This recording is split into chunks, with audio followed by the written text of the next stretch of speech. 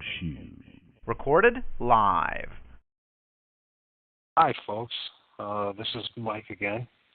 And once again, I'm blessed with the opportunity to have a conversation with Jorg from Jugular66, the YouTube channel. And we're going to carry on from last week's show with talking about the Devil's Ten Commandments. And Jorg has a lot of information to share with you folks. I personally won't be doing any kind of intro monologue or anything like that today because, well, for one thing, me and my good friend, or Jorg and my good friend, Walt, spent all night till 6:30 or 6 in the morning fixing my computer because it crashed yesterday. So in order for us to even have the show, we had to spend all night just sorting that out. So with that, how's it going, Jorg? How you doing, man? I'm fine. Thanks, Michael. I'm really Good. fine. I'm looking forward to the show. It sounds like we're going to learn a lot and learn a lot and be exposed to a lot of new things. So I'm going to keep my mouth shut as much as I can. I will comment as we go along, but surely in the beginning, because we are running about this 10 points plan, right? With the so-called 10 Commandments of the Devil. We will go by that. And while we're going by that, I want you also to contribute in the commenting of that. And then later I will explain the background, where these 10 Commandments exactly come from, and what is that connection thereof. And I fear a little bit that we could have a broadcast of 10 hours, but that would be much too long. Sure. So maybe we will even have another part. But anyway, we finished last week reading the so-called third commandment of the devil. But for anybody who missed that or who doesn't want to listen to the whole show we did last time, and because it's just in the end, I think the last 15 minutes or something that we started on that, I think it is best that we start again with these 10 commandments. But to make it sure in the beginning, this 10 commandments actually is a 10-point plan by Alice Bailey for a new world order. Yeah. Now, if you are listening to this and you have no idea who Alice Bailey is, well, then just Google her name, Alice Bailey. Google Madame Blavatsky. Google Albert Pike. And they are all interconnected. Absolutely. All these people. They are all interconnected. Through the Theosophical movement and New Age movement, and then Madame Blavatsky was the mother of the Theosophical movement, as I pronounced that right? Absolutely. Yeah. And Alice Bailey took a lot of her work over, and Madame Blavatsky wrote interesting books like ISIS Revealed, something everybody interested in the occult should know. Not the whole book, because I think that is very hard to get, but at least that it exists. And watch videos about people who make this. So when you Google ISIS Revealed, you will get a lot of information on that, and then you have any idea what all these people in the New Age movement is all about. And this absolutely does not take us away from where we are talking first about the Jesuits, because you have to understand they are all behind it. But this is something you will see at the end of this broadcast. But now, I think just before we go on, we will go with the 10 commandments that I had written down. Okay. So the first commandment was push God out of the schools. If the people grow up without reference to God, then they will consider God irrelevant to day-to-day life. In the last 50 years, this has happened. God is irrelevant to most people, right? And we spoke about that. That's in 1963. In the United States of America, the morning prayer in schools was abolished. Yeah. I don't know when that happened, but also I think crosses are abolished to have in the classrooms. Even though that I'm not against it, because that's against the second commandment. Or is it the third? What is it? You shall make no images. That would be the second commandment about idolatry. Yeah. So because of that, I don't use a cross. I don't watch it, look at it, or whatever. It's not necessary to do that. I don't need something to remind me of Christ, and I surely do not need a cross. I read a comment from someone. Not a comment. A guy in Germany did a video once where he spoke about the cross, and he said, the cross was nothing else than a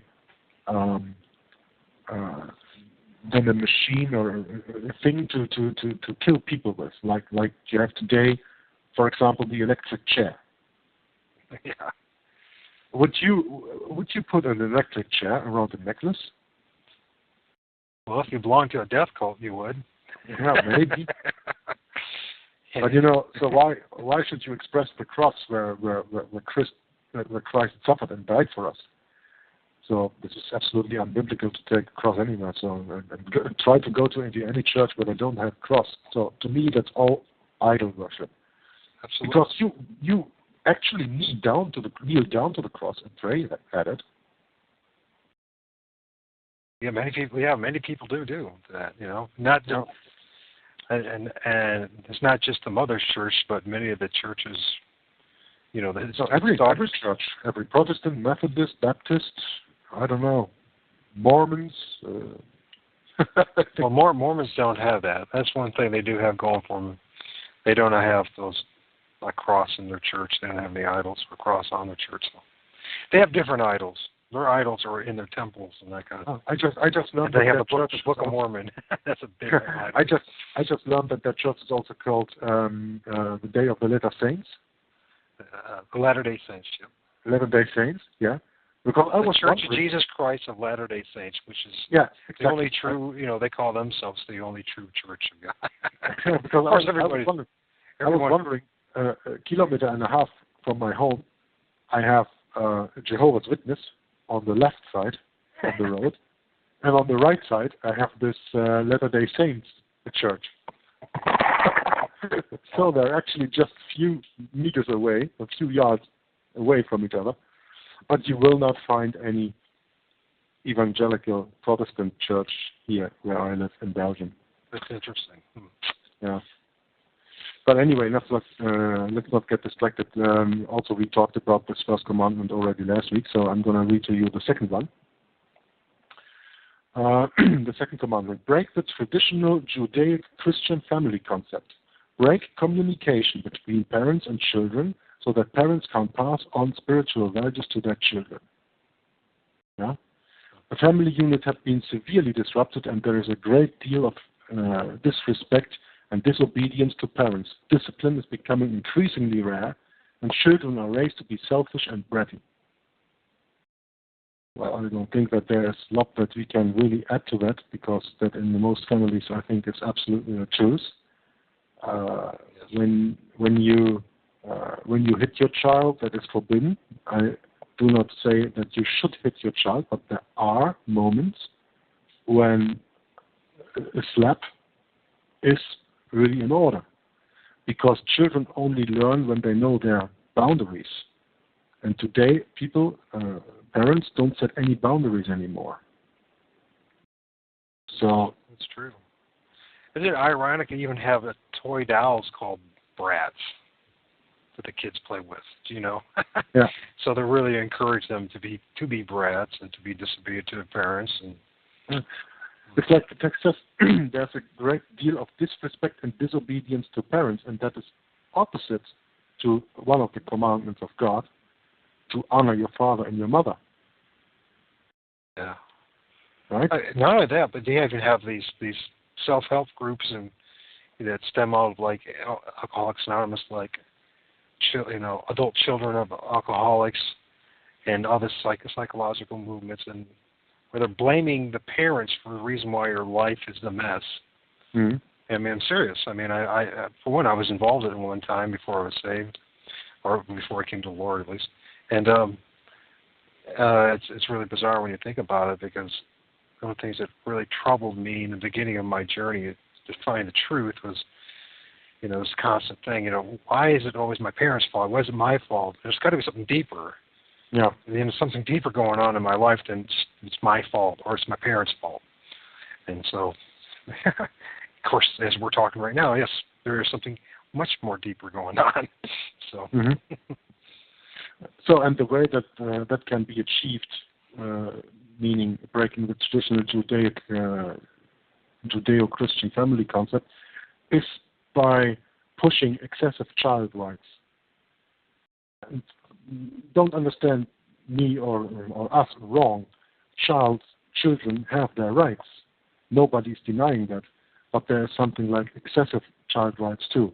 It's the same with women's rights. When you go back biblically, yeah, it is said Jesus is on the top. He is the master of the man, and the man is the master of the woman. So as long as the man, the husband, behaves to biblical rules, to the commandments, and anything, his wife should obey him. And of course, in the same way, the children should obey their parents. We have to put this in the right context, because when you see this through the glasses or through the eyes that you see the society today, everything is already lost, you know. Oh yeah. And you can't really implement the way that children should be raised and women should be handled and men should be handled, families should be handled. You cannot discuss this in the environment that we live in today, because this environment is so far away from the biblical idea of how a family should function that people will not understand and will feel restricted. They will only see the freedom when they understand that also Jesus preached love. Love your neighbor like you love yourself. Right. So you always have to keep that in mind. But you know, even though I love myself, sometimes I like to slap myself because I was such an idiot for something, you know? Oh, yeah. So when my child, for example, behaves like an idiot or disrespectful, there's nothing wrong with the slap. Then, I think, I mean, I never slapped my child, but that's another thing. My ex-wife did that more than enough. But just talking about this, I mean, I don't want to give any wrong impression. I'm absolutely against violence. But sometimes just a slap is enough. I mean, the slap is not, well, not batting or whatever. Yeah. You have to respect the boundaries there too. But by doing this by pushing excessive child rights is exactly what has been done in the past time, and that's how they achieve this goal of breaking the traditional Judeo-Christian family concept. Right. So then we go on to point 3. Quote, remove restrictions on sex.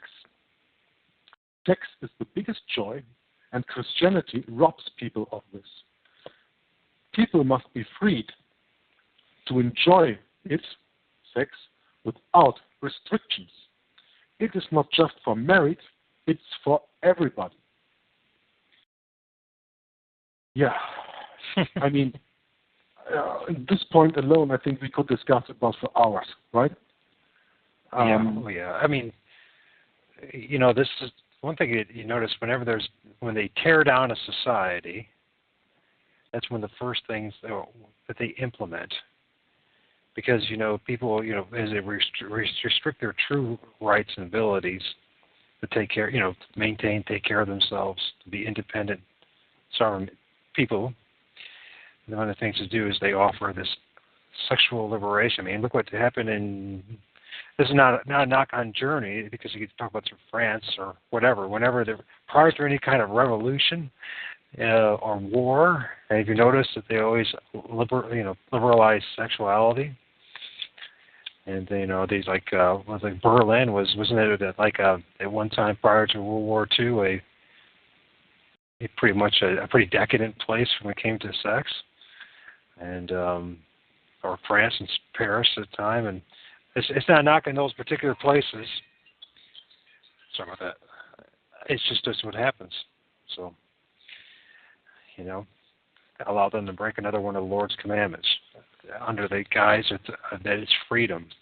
Mm-hmm. You know. Yeah, absolutely.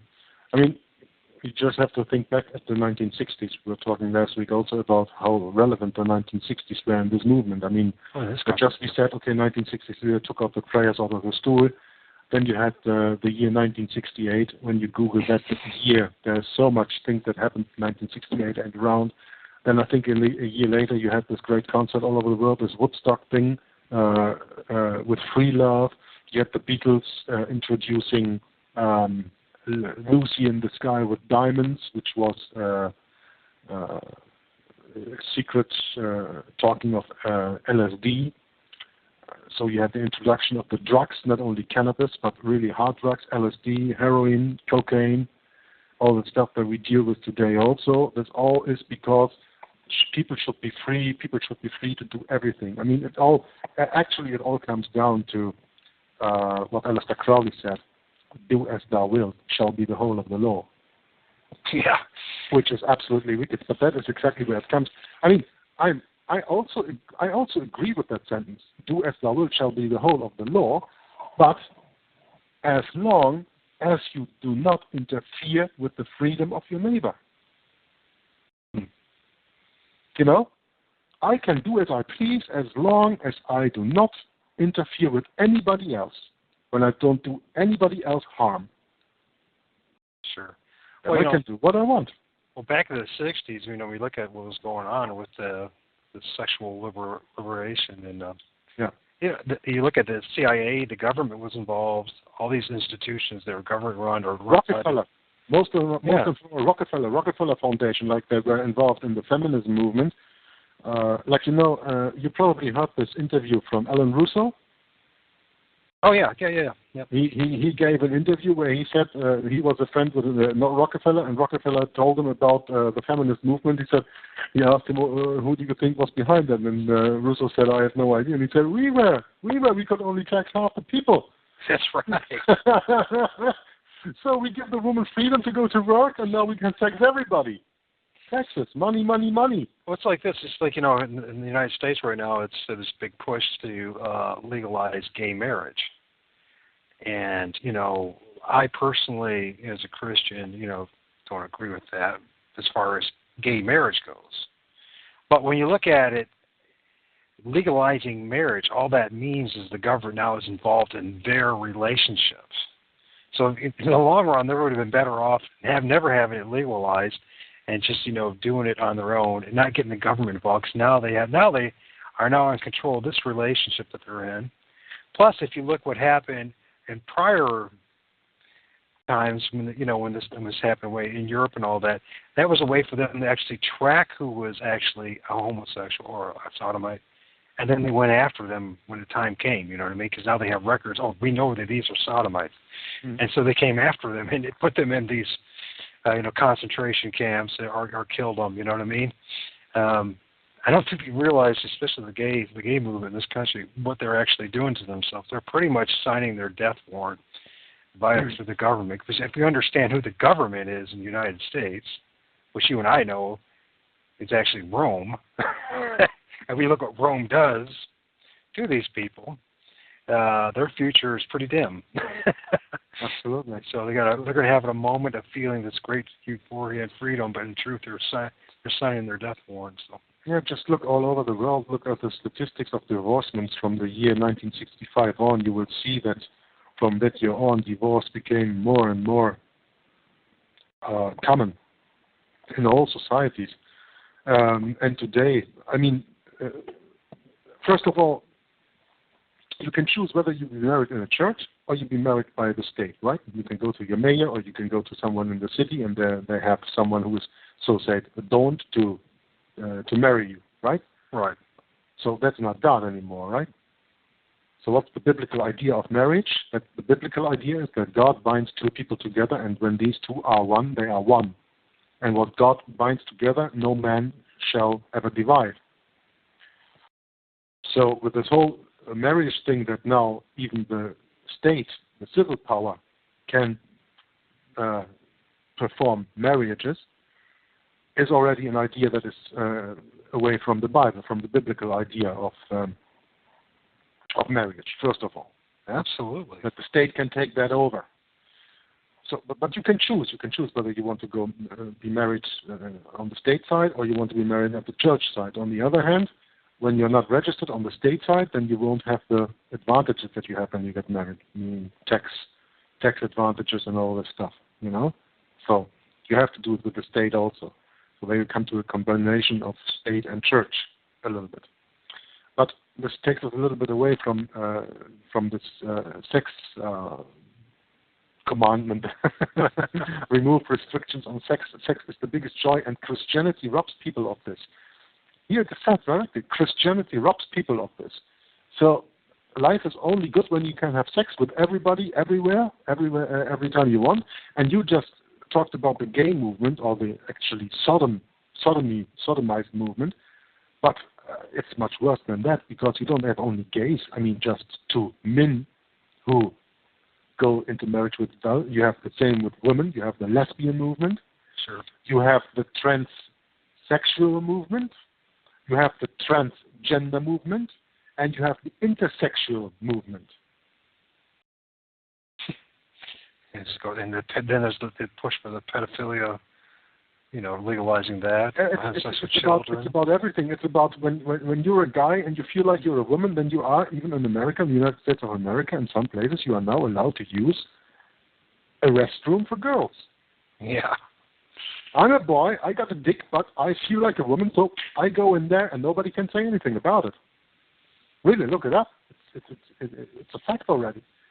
Yeah. In Berlin, for example, we have the first unisex toilets out in the open. So bathrooms where you can go if you need to pee or whatever. And there you have a door for men, there you have a door for women, and in the middle you have a door for everybody. You know? Really, I'm not kidding. I'm not kidding. Really, it's true. Yeah. And, they start these things here and there a little bit, but this is, people must be free to enjoy sex without restrictions. That's exactly what they are doing here. Sex is promoted all over society with revealing clothes and constant sexy images. It's only getting worse, and there seem to be no limits anymore. I mean, just think of advertising. You wanna sell a computer? You just put a lady in there who is almost wearing no clothes, put the computer next to her, and sell it.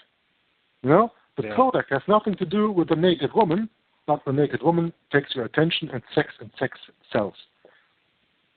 Think about 60 years ago. 60 years ago, a kiss in a movie, in a Hollywood movie, was really provoking discussions.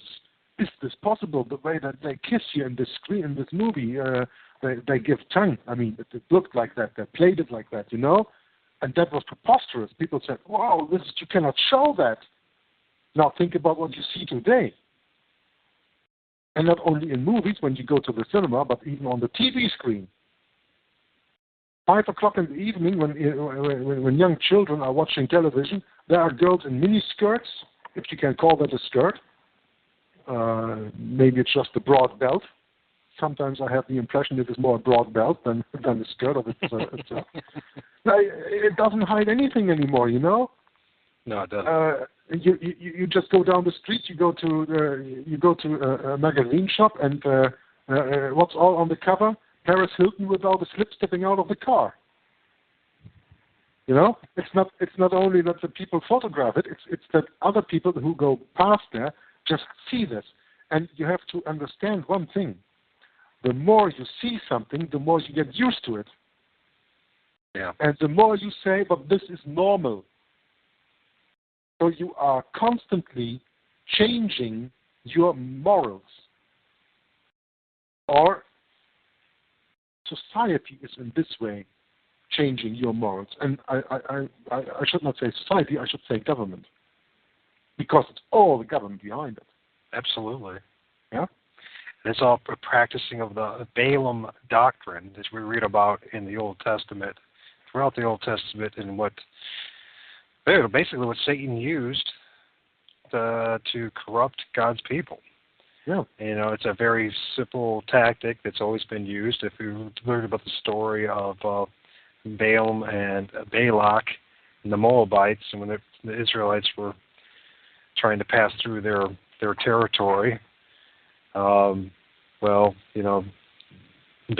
didn't like the idea of God's children being in his territory, so he asked Balaam to do something about it, and Balaam's final solution was to have a big feast and have the Moabite women walk around, dance around half naked, if you will, like strippers, and then ended up 40+ thousand of the Israelites ended up falling and ended up being dead from it. So, anyways, this is what they use. They use this. It's called hypersexuality, hypersexualization of the society, and by doing that, it's a very powerful tool to make men and women forget about God, think about themselves, act like animals, and go at their very base level. Yeah, we all need sex. Yeah, that's true. But God gave us a template of, that if we follow, will protect us from a lot of the hardships and that happen. If like me, I mean, I had a child out of wedlock, and now I have to suffer with all the things that come from that. So, and he does too. So, with him being raised in a broken home, and all the consequences. So, you know what I mean. So that's what they wanted, to break the family. So as we've been talking about, destroy the family, which is the most important nucleus or unit that there is. If the family is strong, and enough families are strong society, it's very difficult to really, bring it down. Absolutely. So, yeah. And with this sex that just sets the boundaries. I mean, I just gave you an example there with the kiss in the movies in the 1950s. Now, when you think about it, a few years ago, when you saw two men kissing in the street, that was preposterous for a lot of people. Today, it is more or less accepted. I'm going to tell you one thing. A few years from now, when you see a woman giving a man a blowjob in the middle of the street, nobody will care anymore because it is absolutely accepted. It's normal to do that in the public. And when you look at television, when you look at this television series, it started some years ago, I think 20 years ago it's already, with Big Brother. Yeah. Where they put people in the container under constant camera supervision. People couldn't even go to the toilet without being filmed and things like this. All these reality TV shows, they take more and more away these boundaries. So maybe you laugh now when I say, well, when you see a woman giving a blowjob to a man in the middle of the street, you will not pay attention to it because it is normal. Mark my words. That is what Sodom and Gomorrah was all about in that time. And we are not so far away from that anymore, if you ask me. No. With the losing of the sex, and it's like in this commandment it said, and Christianity robs people of this. So Christianity is portrayed as something bad because it takes away your freedoms instead of it gives you freedoms. Yeah. It gives you, first of all, the freedom to respect everybody else. When you see something like that, what I just said, then there's no respect anymore. There's no respect, there's no privacy, there's no nothing anymore. And that's exactly what they are going for. So they say it's not just for the married, it's for everybody. So then, first of all, you have to take care that married persons get divorced. And maybe they get married again later, but as soon as they are divorced, well, that's fine, because now they are free again and they can have free sex, Right. I mean, just watch television, watch any show that you want, any woman, any man going out, meeting someone in a bar, in any television show. Tell me how many of the 10 times these two people end up in bed later that same night. All the time. That's the message, isn't it? Yeah, but that's normal, and that's the big problem. That is normal. Point 4 also deals a little bit with sex, so maybe we can make the conversion here to point 4. I'm going to read point 4 to you right now. So the fourth commandment. Since sex is the greatest expression of man's enjoyment of life, man must be free to express sex in all its forms. Homosexuality, orgies, even bestiality are desirable so long as no one is being abused or harmed. That's a contradiction. That is absolutely contradictory, yeah. Sex is an expression of appreciating life. Debasing it with adultery, fornication, and bestiality is the ultimate expression of lust. I live in Europe. I come from Hamburg, that is in the northern part of Germany. I have about 150 kilometers to the next northern border, that is Denmark. Do you know that in Denmark, zoology is allowed? And do you know what zoology is? Well, I know what the science's definition is, but what does zoology mean there? Having sex with beasts. Okay. Well, sex, sex with sheep, sex with horses, and there's a big tourismus, a big business about that with tourists who come over the border from Germany to Denmark just to have sex on farms with animals there. Well, I know. I didn't know about that. I know there's places in South America where it's culturally acceptable for young men to have sex with their animals and their donkeys and that. So, but I had no idea. But I'm not surprised because that's as a man becomes more and more debased, doesn't have God in his life. That's what we become. We become animals. Yeah. And so we end up doing things like that. And I'm not surprised. So.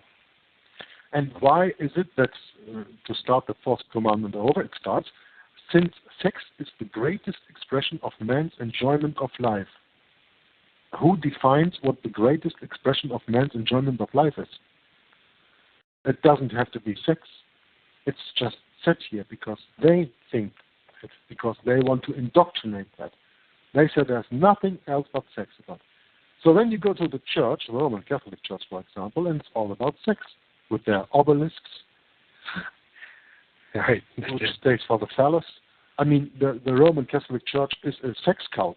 Oh gosh, look at the obelisk, the Basilica Square, and all the fertility signs, whether it's been cones or it's the sort flowers like the fleur de lis and stuff like this. Right. They are all fertility signs.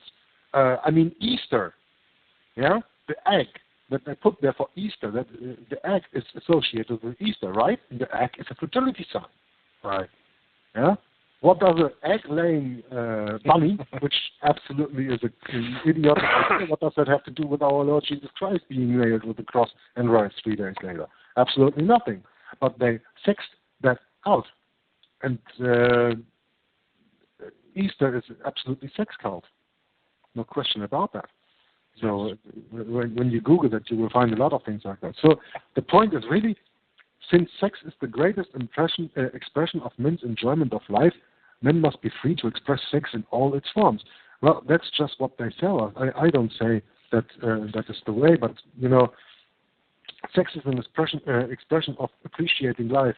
Debasing it with adultery, fornication, and bestiality is the ultimate expression of lust.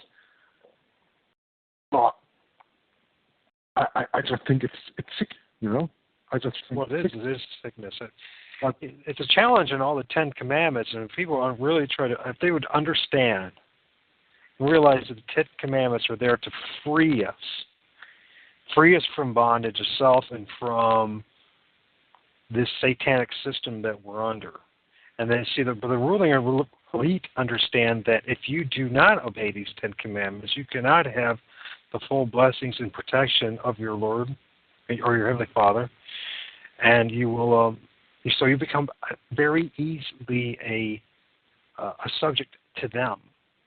So this is what it's all about. It's under the guise that you think that you're getting freedom, and truth, which is you're enslaving yourself to the satanic system.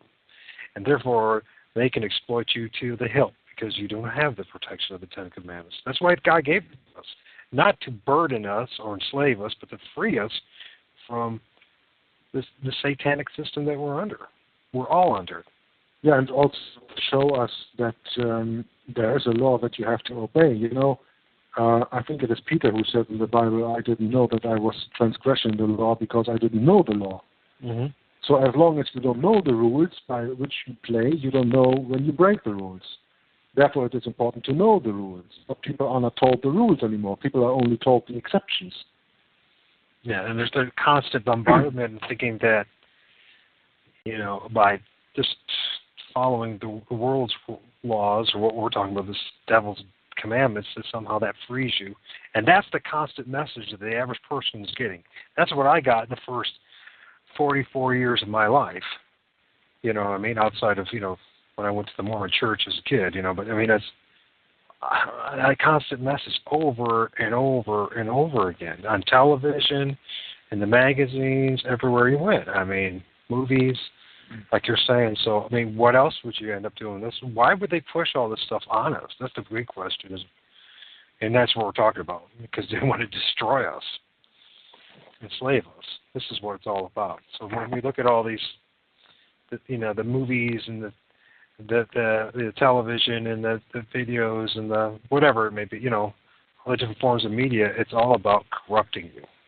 Mm-hmm. The majority of it is. I mean, God has to work within you and somehow wake you up and bring you out of it and walk away from all this stuff. But, okay. Yeah. Yeah, you're right with that. I'm going to go on to commandment number five. All right. Quote, people must be free to abort unwanted children. Mm-hmm. If a man can have sex and then live without the consequences, then the same should be true for a woman too. A woman must have the right to abort an unwanted child. End of quote.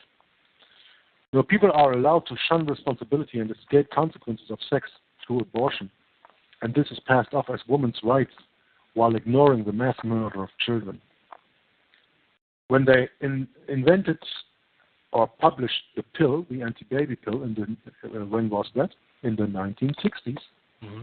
The 60s is such an important 10-year space of the last century. You really have to get into it.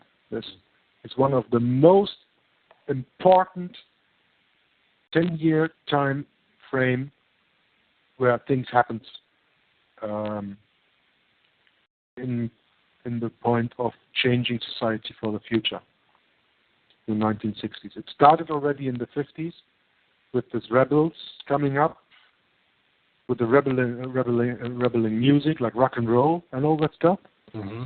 I mean, in the beginning, when in 1955, when Elvis Presley stood on the podium and shook his pelvis,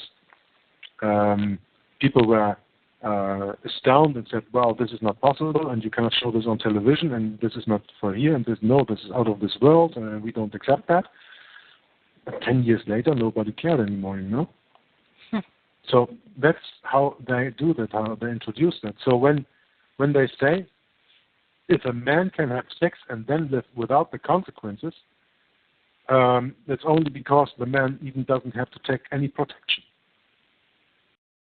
So the burden of the protection of not having a child from having sex is laid on the woman. So that's why they put out the baby pill, or the anti-baby pill, the anti-conception pill in the 60s. Yeah. Which also had the problem that, for example, all these hormones that are in this pill, and when women take this, these hormones go through their body. When they go to the bathroom, they pee that out. It goes into the drinking water, and the drinking water cannot be cleaned of all these hormones. So these stay always in there. So you have also pollution of drinking water all over the world since the 1960s, because not only the hormones of the conception pill, but also other things from pharmaceutical industry cannot be filtered out of the drink water. Yeah. You also have to take a look at this. And of course, then saying a woman must have the right to abort an unwanted child, well, instead of saying a woman must take the responsibility to, when she has sex, to also live with the consequences, that she can have a child then and then bear it for 9 months and give birth to it. That's another way to say it, right? Mm-hmm. And I would, of course, appreciate the other way around than just saying, okay, you can go and abort now, right now. I mean, and then when you see what happened to all these aborted children, Pepsi Cola uses the fetus cells as a sweetener, or used that until a year or two ago. You can look that up. Absolutely.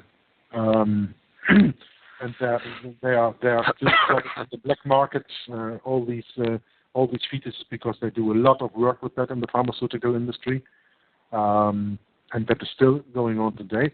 They actually need this right now because there's really a market for that right now. They would get a problem if any woman would start to have a conscience and say, no, I'm not going to do that anymore. That's why they put institutions out there like Planned Parenthood and all this stuff. Those are just mega abortion clinics. And people should really wake up to this. So we have already read 5 of these satanic commandments, and I'm going to tell you, I'm getting sicker by the number. Yeah, I know. I mean, like we said, every one of these, we could spend an episode on each commandment. Because I mean, the information that you could gather just from and just talk about when it comes to aborted children and what they do with it, it's in your foods, in your cosmetics, it's in your medicine, and then not in effect, but then now it's culturally becoming acceptable in places like China, and it's where you can actually eat the baby. Mm-hmm. Put it in a stew and actually eat it. They have restaurants where you can eat the baby. So we could go into that too, but let's go on to 6. So. Okay. Every person develops soul bonds. So when a soul bond wears out, a person must be free to divorce. When one starts to grow, one must be free to get together with that person even if they are married. This is just advertising adultery. Mm-hmm. And adultery is devastating to the family unit and to the trust people have with each other. In divorces, the biggest losers are the children, who are often confused and deprived of positive family time and role models. Because mommy and daddy are just thinking of themselves and not about the children. Oh, the children can work on that, the children can work on that. Well, I don't think so, because when you see what the children behave like, a lot of times in this days we are living in right now, that's a big difference between now and 100 years ago. 100 years ago, a divorce was something seldomly happening. Today, I think about 70 or even more percent of all marriages go into divorce within the first 10 years. Yeah. If there are children or if there are no children, there's no respect to that. So this commandment number 6 again is to promote adultery and to covet. You know, break more God's laws. What is the 10th commandment or 9th commandment? You shall not covet. Well, that commandment is about bearing false witness. But the 10th commandment is, thou shalt not covet thy neighbor's house, or thy neighbor's wife, or the neighbor's wife. Yeah. manservant, etc. You shall not covet, to make it short. Huh? Mm-hmm. Covet anything. So, yeah, that's the 10th commandment. Yeah, absolutely right. So you see, they are really trying to take that away on every level that they can. Saying one must be free to get together, even when that with that person that they have chosen, even if they are married. So they don't care if they break an existing marriage or whatever. They just don't care, because do as thou wilt shall be the whole of the law, without any restrictions.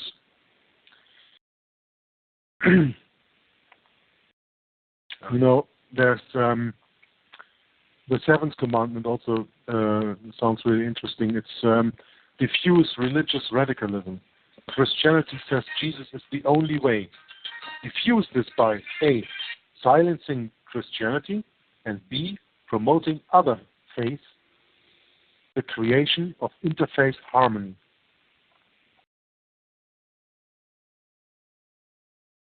Diffuse religious radicalism. Christianity says Jesus is the only way, and this has to be diffused. So there is no better idea, no better point how they are taking us away from the Bible.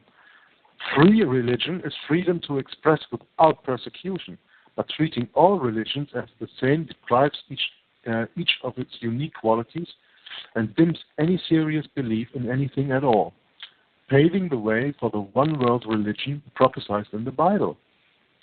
And one of the latest videos that I made is One-World Religion, The Wound is Healing, Part 1 and 2. Yes. Yep.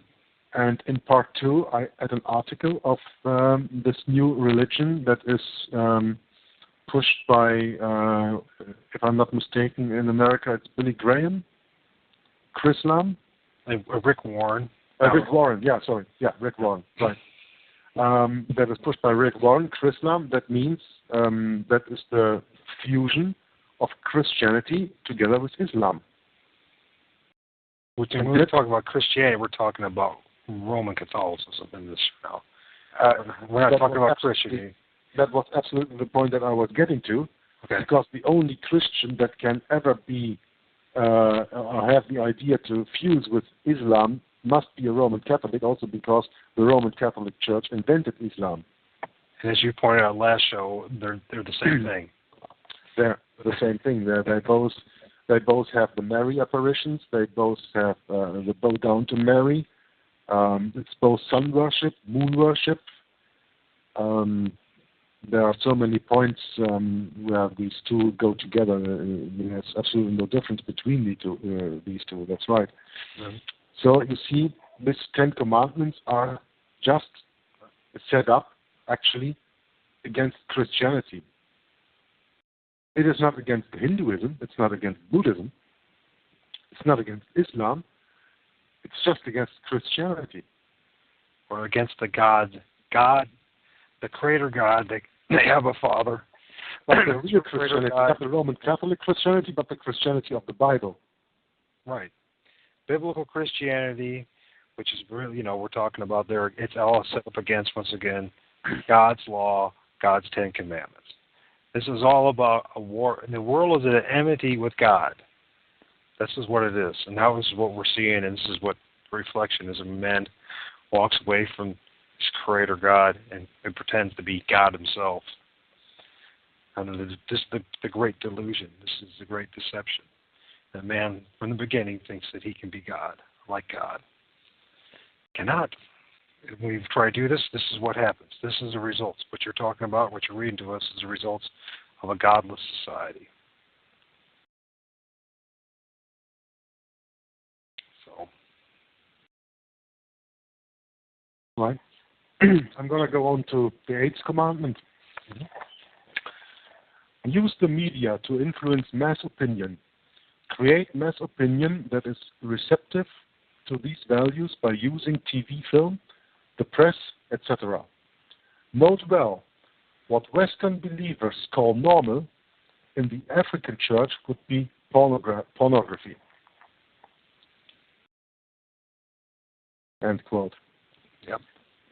So the media is absolutely loaded with filth and promotes all of the above. I said that already a little bit earlier when I stated about magazines, TV series, any movie that you can watch at the cinema, whatever. It's all full of these abominations, Right. And of course, mass media is used for that, and therefore it is very interesting to know that mass media is concentrated, like in the United States of America, as far as my knowledge goes. For the moment, there are, I think, 5 people on the top of all the mass media. Right. You have Rupert Murdoch, who is a Knight of Malta. You have Ted Turner, who founded CNN, who is a Knight of Malta.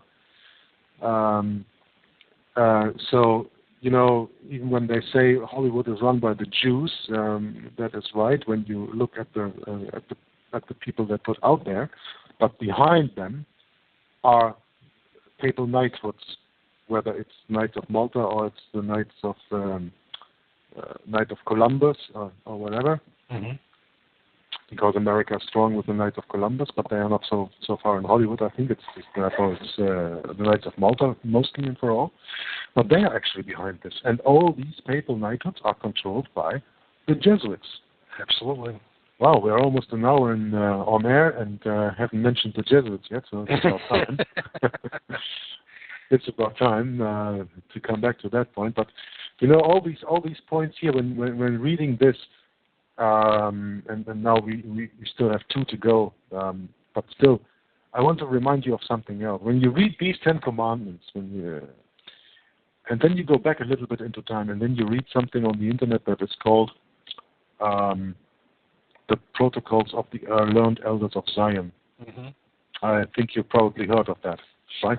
Yeah. That is a document that is by many people rejected as being a fraud. But by people who really study it, it is known that a Jesuit called Abbé Bruel wrote these. Once again, a Jesuit. My goodness, they're behind everything, aren't they? Yeah, Walt has the saying there's a Jesuit behind every stone or under every stone, and he's absolutely right. Whether it's a Jesuit himself or it's a coadjutor or he's linked to the Jesuits or whatever, but there's not a Jesuit, but let's say the Jesuitical idea is absolutely behind everything, you know. Right. They take over everything, and even so, the so-called Protocols of the Elders Mount of Zion, which officially comes from the Jews, yeah, the Jews who believe in the Kabbalah and in the Talmud, of course. And there are a lot of Jews who do that, and they don't see that they are wrong, but of course they are absolutely wrong with that.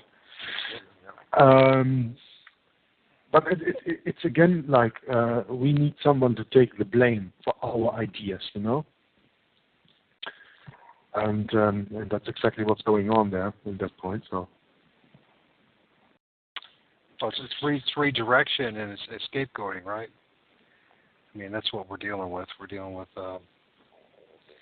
this is what they've always done. That's the Romans always done, is blame the Jews for everything. So first and foremost. So. And then, but also this is all attack on Protestantism and biblical Christianity once again, folks. So this is the reason why they bring this, all this stuff up and all these ideals and destroy biblical Christianity.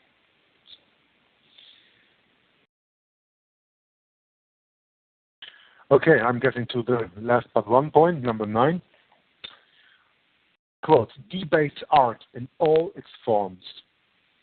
Corrupt music, painting, poetry, and every expression of the heart and make it obscene, immoral and occultic. Debase the arts in every way possible. End of quote. Well, Lucifer was an angel of light. He was the bearer of music when he was in heaven. Michael was speaking about that. Wayne was speaking about that in one of your last podcasts, that he was the bearer of trumpets and harps and I don't know, all that stuff, that he was maybe the inventor of music. No, not the inventor, but at least he was the chief of the music, Oh, yeah. And I remember Wayne talking about that. I found that very interesting. And of course, he is the first one to turn that good thing into something bad, of course. And when you look at so-called art today, I mean, here in Europe, we have this one guy who goes around with an exhibit where he just puts out dead bodies. Yeah. I think he also came to America already. Oh, yeah. He plastifies these dead bodies and puts them into what he calls art, into positions and then whatever. And then you can see real bodies who are plastified, and this is called art. I shiver when I think about that. But, actually the purpose of art is to express beauty, to express feelings and honoring the things people hold dear. The perversion and infiltration of all art forms of literature, music, paintings, etc., has promoted all forms of sinful practices and perverted people's ideas of normalcy and beauty. Yeah. It's true. I mean, I was, before I came to the Lord, that's what I did. I did abstract art. I was an abstract artist, was one of the things.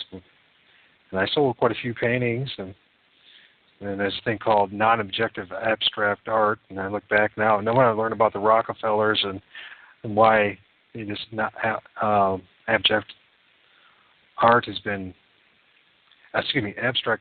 pushed on us, has been just once again what you're saying, to corrupt the arts, to corrupt man, to accept what is ugly and call it beautiful. It's flipping everything around, turning everything upside down. So it's really quite tragic. One more thing. I mean, the more and more you read this, brother, the more you realize the world actually follows the devil's 10 commandments. That's what they follow. It's heartbreaking. Yeah, that's right. Now, let's go to the 10th commandment, and then we can close this part of our broadcast. Quote, get the church to endorse every one of these 9 strategies. get the church to accept these principles and to say they're okay. Then legal ground is given for these values to get a foothold. End of quote. You know, when you look around today, churches everywhere are embracing many of the above, or not speaking out enough about it. They have turned their backs to the values they are founded on and grasped the worldly garbage that spews forth ever more sin into the world. You know, just today I saw a video where I'm going to make a video on Pope Francis said that the Big Bang Theory goes along with the church's teaching. Yeah, I read that too. That's pretty absurd, wasn't it? I saw a video about that where he actually says that. I can give you the link later on if you want to, and you can watch it. I'm going to make a video on that, of course. I made a comment there right when I saw them. I said, yeah, okay, but that's because the church does not teach the word of God, but the word of Satan. So, true. Of course, they are in agreement with that. But, you know, this last point is get the church to endorse every one of these 9 strategies. It's exactly the point that they did. Today, there is no Protestant church out there anymore. No. They don't protest anything anymore. They just agree with everything Rome says. And they have no principles on their own anymore. They all sold out. They all back under the yoke of Rome. You know, it's, well, there's a nice sentence that I wrote down at the end of this, give you a clue about this. It said, God help us and bless us, guide us away from the madness of this world and into your grace. Help us discern the truth and see through the lies you foretold us that the world shall be as it was in the day of Noah. We seem to be heading there in a hurry as if no amount of sin is enough. Protect us from the world and hold the darkness away from our hearts. Help us show the truth to others and save all that we can before it is too late. This we can pray in Jesus' name.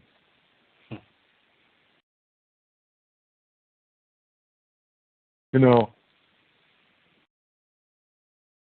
this 10 Commandments really have a big influence in the world. It was today. It is today, and I think now it is more interesting that we go into what's behind this. Where does this come from?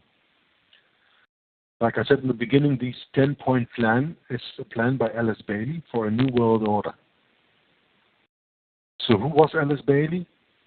And who is behind that hierarchy? What's building this all up? So I'm going to read a little article here. And please, Michael, when you want to interrupt me because you have questions or want to add something, then please do. Okay? Okay. I'll try not to interrupt you too much. I want you to, the flow of this article, I want you to read it through. So. Okay. So, Alice Bailey was the author and founder of Lucis Trust, the publishing company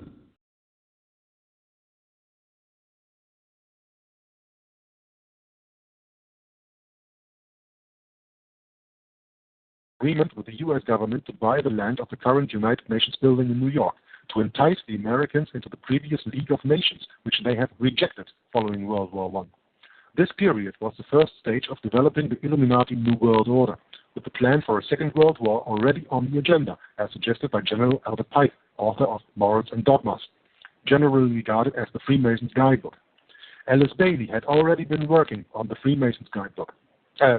Had already been working on the externalization of the hierarchy upon the approach of World War I, while Rothschild agent J.P. Morgan, Paul Warburg, J.D. Rockefeller, and the other conspirators were meeting in the secret at J.P. Morgan's property at Jekyll Island, Georgia, to plot the overthrow of the banking system and setting up the Federal Reserve System in 1913. Throughout their discussions, they decided to only address one another by their first names in an attempt to disguise their identity from the servants. As a result of the meeting, they had also implemented the illegal tax on labor, known today as income tax.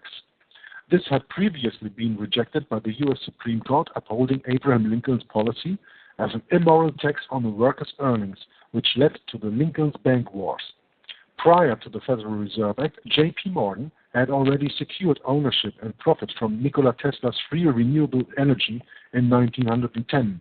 While a downtrodden and impoverished Tesla was abandoned by Morgan to die in a seedy New York hotel room from where Morgan had his Pinkerton agents, aka the FBI, raid the room and steal Tesla's papers, including his patents. Morgan handed them over to Tesla's jealous rival, Thomas Edison, who took the credit for his work. Among the papers were the blueprints for the cracked Earth experiments, those that Tesla feared would fall into the wrong hands, known today as the High Frequency Active Auroral Research Program, or probably as short as you know it, HAARP, H-A-A-R-P. And just a little note of me, if you have never heard of HAARP, then just Google or go to YouTube and type in Angels Don't Play This Harp. That's a wonderful documentary about this high frequency active auroral research program. And I don't think this, no, it's not mentioned here in the text that I'm reading right now, but one of the first tests that Tesla did in that time came out to well, a very, very bad result over there in Siberia, somewhere in Russia. And everybody said that, well, maybe that was a meteor or whatever. But Tesla said, and I read that somewhere where he said that was an out of his hand going test that he did with his machines. So it looks like over there has a meteor crashed into the Earth or whatever, and that's just because of this experiment that went wrong. So HAARP is a very, very powerful machine, especially as they have today, and there are, to my knowledge, at least 6 different HAARP stations all over the world today. Okay, I continue now with the reading of the text. Since by this stage everything was falling into place, their next conquest came after the Rothschilds implemented the next step of their plan, which was to overthrow the Russian Tsars in revenge for their active support for Abraham Lincoln during the bank wars and the American Civil War, when the Russians formed a naval blockade in support of Lincoln. However, the Russian Revolution was intended for the establishment of the first atheistic nation in collaboration with the first Masonic nation, the United States. As Paul Warburg had said, quote, "We shall have a one-world government, either by conquest or consent. It is only a matter of time." End of quote. With the conquest of the banking system, the seizure of energy, the establishment of the Soviet Union, World War I, Alice Bailey preparing the blueprint for the agenda of the future, all that remained in those 10 short years was controlling the news in order to prevent the world from knowing their plan. Thereby, suing the just jumped here again when I was reading. Sorry. Thereby sowing the seeds of mass mind control. With this in mind, J.P. Morgan's associates bought all the most powerful and influential newspapers, including the Washington Post in 1917, and appointed their own people as editors. Disney soon followed, and Alice Bailey has established the Lucis Trust. It was renamed the Lucis Trust in 1921 due to the potential unwanted attention.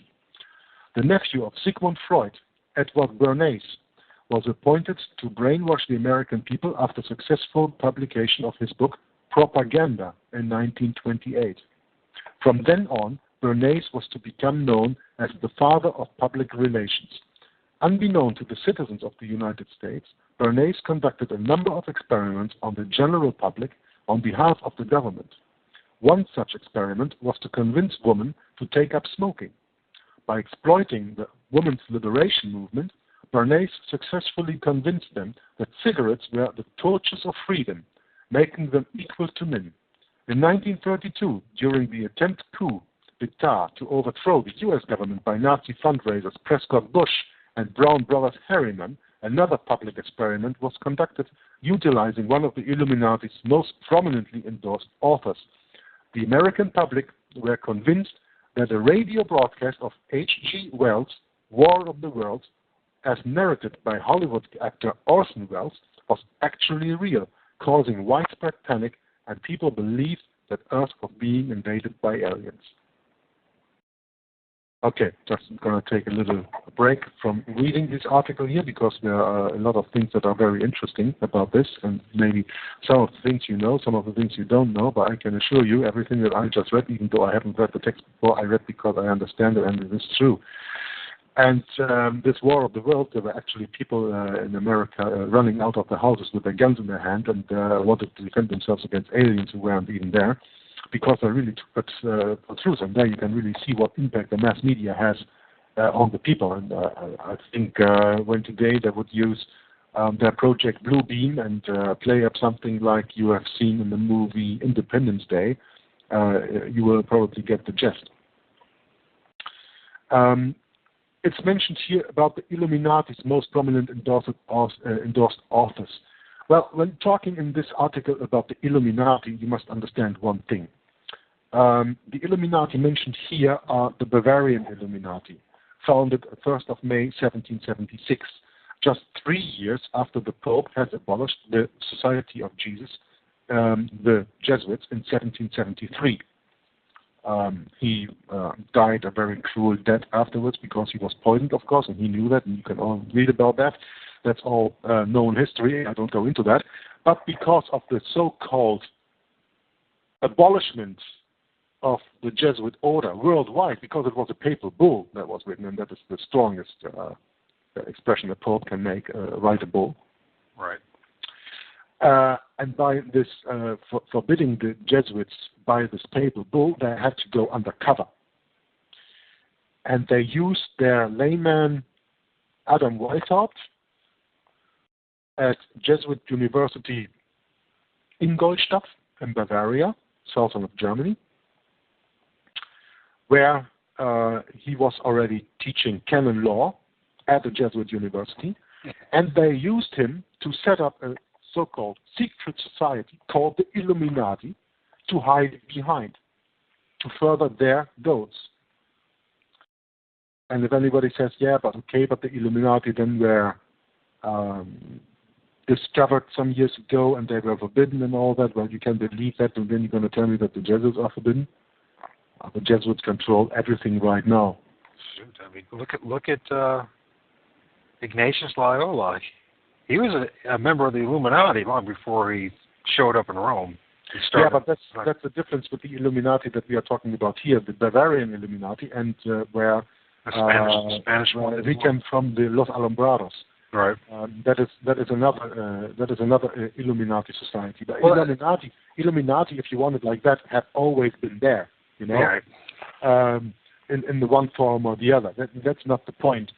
But the Bavarian Illuminati, founded in 1776. This is also the reason why you have on the back of your dollar bill, you have this pyramid with the capstone still hovering above the top, with the all-seeing eye of Horus, Lucifer, in there. And you have the Roman text, of course Roman because nobody speaks that, Annuit Captus, Novus Ordo Seclorum. Nobody understands Latin, so we're going to write it there in Latin, and we're going to write there Novus Ordo Seclorum, means the new order of the ages, or new world order, as it is translated today, to be fitting. And on the bottom of the pyramid, you have this, in Roman numbers written 1776. But that is not because of the founding of the United States in 1776. What, of course, the people are thinking. No, that is because of the founding of the Illuminati, the Bavarian Illuminati of May 1776. This is what I've discovered in my studies. So there was going on over in Bavaria with Adam Weishaupt and that movement. But at the same time, the Jesuit general, Lorenzo Ricci, known as the professor, was over here in North America creating, with the quote-unquote phony fathers, the revolution and the creation of what we now know as the United States of America. And I would argue that this country that I live in is a Jesuit-founded country that, yeah, does use Freemasonry and all the different secret societies to control it. But at its heart, who actually started this was that you look at the Carroll brothers, who were Jesuits. We look at who else, Washington, D.C. was created on what once was Rome, Maryland, which you know this. So I guess my question is, so we know that the Jesuit general was over here, yet over there they're creating this Bavarian Illuminati.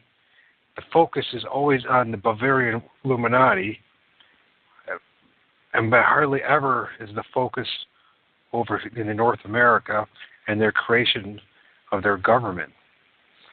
Right. And so I wonder how much. I mean, I'm not saying that what happened in Bavaria with Adam Weishaupt was not legit, but I wonder how much of that is a red herring or distraction. We know how Jesuits work to keep the focus off the fact of what they were doing over here. Because we hardly ever hear about Lorenzo Ricci. We never hear about what they were doing over here. I mean, you have to really dig deep to find it. Well, of course, you do not hear very much about Lorenzo Ricci, because Lorenzo Ricci was not just one Jesuit, he was the general of the society at that time. Absolutely. And there are not many very well-known Jesuit generals. You have Lorenzo Ricci, you have Ari Rupo, or what's his name? Ari Rupo. And, of course, then you have Peter Hans Kolvenbach, and the one who replaced him, and who is maybe, I say maybe because I'm not sure about that, the current Black Pope, or General of the Society of Jesus, which is Adolfo Nicolas. Uh-huh. I'm not quite sure if he really is the general, because there was a lot going on in the Vatican the last years, not only on the Catholic spiritual side, but also on the Jesuit side, because Peter Hans Kolvenbach is the first general of the Society of Jesus ever in the history, in the almost 500-year history of the Jesuits, who stepped down from his post, who retreated, living and still working for the Society of Jesus. That's weird. I just think about that. He did that, and then the white Pope did the same thing. Exactly. You are taking the words right off my mouth. So they took away Peter Hans Kolvenbach, and they placed Adolfo Nicolas, and then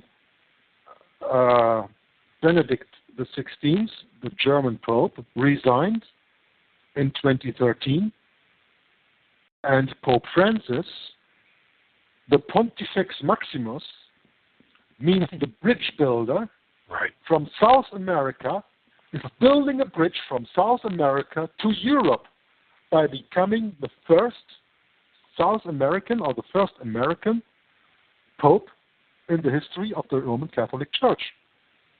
Building a bridge. Building a bridge. Now, think of Revelation 13. The beast, number 1, and the beast, number 2, which is the mirror of number 1. Yeah. Beast number 1 being the Vatican, beast number 2 being the United States of America. Yep. Making an image of beast number 1, well, by building a bridge, that helps. If you want to make an image, Mm-hmm. So there's a lot of things going on that I don't understand right now, and I think there are a lot of people who don't understand it, and it is not easy to get the right information on that. That's why I said I'm not sure if that is the case. But officially, Adolfo Nicolas is the Black Pope, although he announced already, begin this year, that he will step down next year. And the white Pope was a Jesuit, first Jesuit. And, of course, yeah, and of course, saying the same thing. Francis Borgoglio, as he is called, he is the first Jesuit of the fourth vow to become the white Pope. Wow! And so it is actually possible to say that the white Pope and the black Pope are the one and the same person for the first time in history. It is possible. I don't say that it is the truth, because they put Adolfo Nicolas out there as being the general, but there can always be someone who plays the general and someone who actually is the general, right? Right. And also, Francis you keep on hearing reports since last year that he only has a couple of years left of his life. And I've heard that. You don't become Pope when you're 25, you know. So we hear that the Jesuit general is going to resign in a couple of years, and the white Pope saying that he only has a couple of years to live. What all that means, folks, I don't know. We will find out, but it's awfully suspicious. They're signaling to somebody, the people that are in know, something's coming. There's big changes happening in the leadership. How it's going to turn out, I don't know. Whatever the truth behind that is, the information that we give you is absolutely legit. You can check us on that. What you make of this information and what conclusions you get out of that is on your own. That is always a little bit guessing and feeling, and I don't know. And whenever I have to guess, I never say that is the truth. The truth is that Kolvenbach stepped down. Nicholas took over. Adolf Hitler, Adolf and Nicholas. Coincidence? They're called Adolf. I don't know. Anyway, he took over, and that's a fact that cannot be discussed. Benedict XVI resigned from his post, and Francis took over. That is a fact that cannot be discussed. Those are the facts. Yep. The people that we are talking about, they have the positions that we are talking about. And don't forget Benedict XVI. He was the chairman of the Congregation of the Faith. The Congregation of the Faith is just the new word of the Inquisition. Yep. Because the Inquisition never stopped in the whole history of the Roman Catholic Church. It just changed its name. So Pope Benedict XVI was a very, very powerful man within the Roman Catholic Church. And even though that he stepped down, I don't think that he let go of all the ties that he had in that time. I think that he still has some kind of influence in there. And that is the same with Peter Hans Kolvenbach after all the time, because he was the general from, I think, early in the 80s of last century until 2008. So for about 30 years or even or 20 years. 20 years or even more than 20 years. And during the time, of course, of 9/11. So, yeah, this goes by the way, the relevance of tying this back now to Lorenzo Ricci, who faked his death in Europe, shows up in North America, so now we're talking about, he's the Jesuit general going through this. Now we're looking at what's happening over in the machinations and how they operate, the Jesuits today. Nothing's changed, so what we think we're seeing, I can guarantee you folks, is not what is really what we are seeing. In other words, they're masterful at this art of deception, deflection, of getting you to go this way, that way, the other way, and never actually going to the path that they're actually going down until it's too late, until they've already accomplished their deed. So whatever they're doing, I can guarantee you one thing, it's not good for us as Christians, and it's not good for the world as a whole. No, surely not. Okay, I'm going to continue reading. I just have a little paragraph to continue, and then I'm going on something else. This is a great article, by the way. Between, we're going, the Jesuits were going, Edward Bernays. All these are important names, folks. I mean, it's really great good article. So. That's right. Okay, I'm going on reading. Quote, Alice Bailey was a devout disciple and follower of the Victorian occultist Helena Petrova Blavatsky, founder of Theosophy. Blavatsky's work was also required reading for the followers of another of her disciples, renowned Satanist Aleister Crowley, also known as the Beast. Alice Bailey's The Externalization of Hierarchy was the agenda for infiltrating, corrupting, discrediting, and eliminating the influence of God and society. Education was their primary target, something which Professor Carol Quigley also alluded to. I'm just going to end the quote here. Professor Carol Quigley. Do you know who that is? Yes, he's a Jesuit, and he's the one who educated Bill Clinton. Bill Clinton, yep, and Tragedy and Hope, the book. In Jesuit Georgetown University. Right, wrote this Tragedy and Hope that all the truthers follow, but seem to have missed completely the fact that he's a Jesuit. Absolutely. And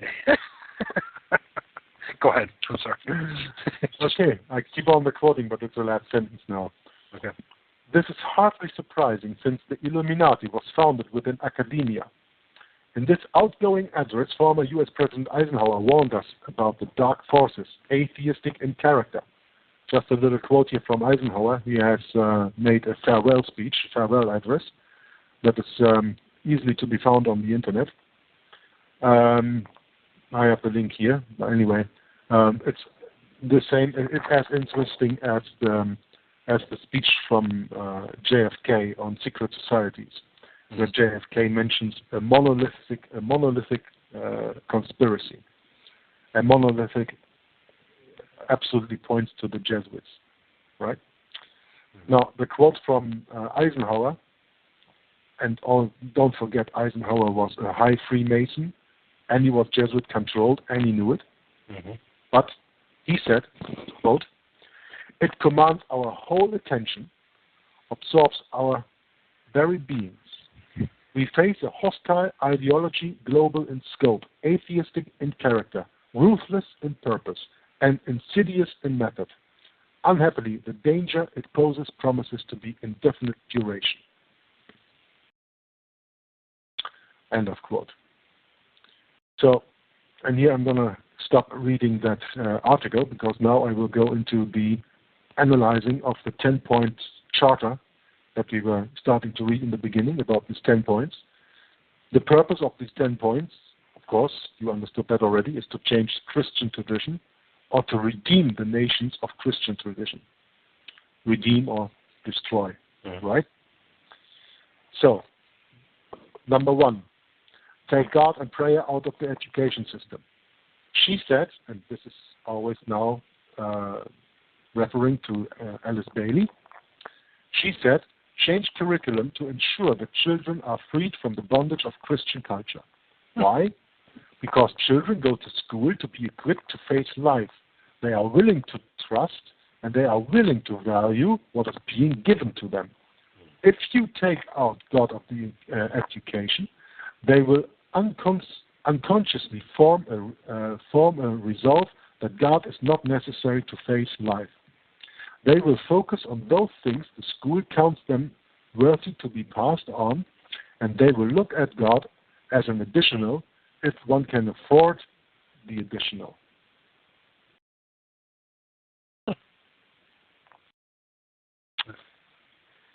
Wow.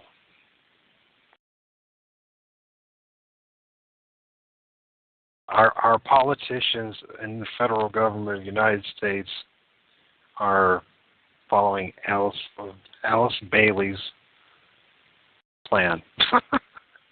To the letter. To the letter. It's amazing. Oh man, it's terrible. It's like that. A little footnote.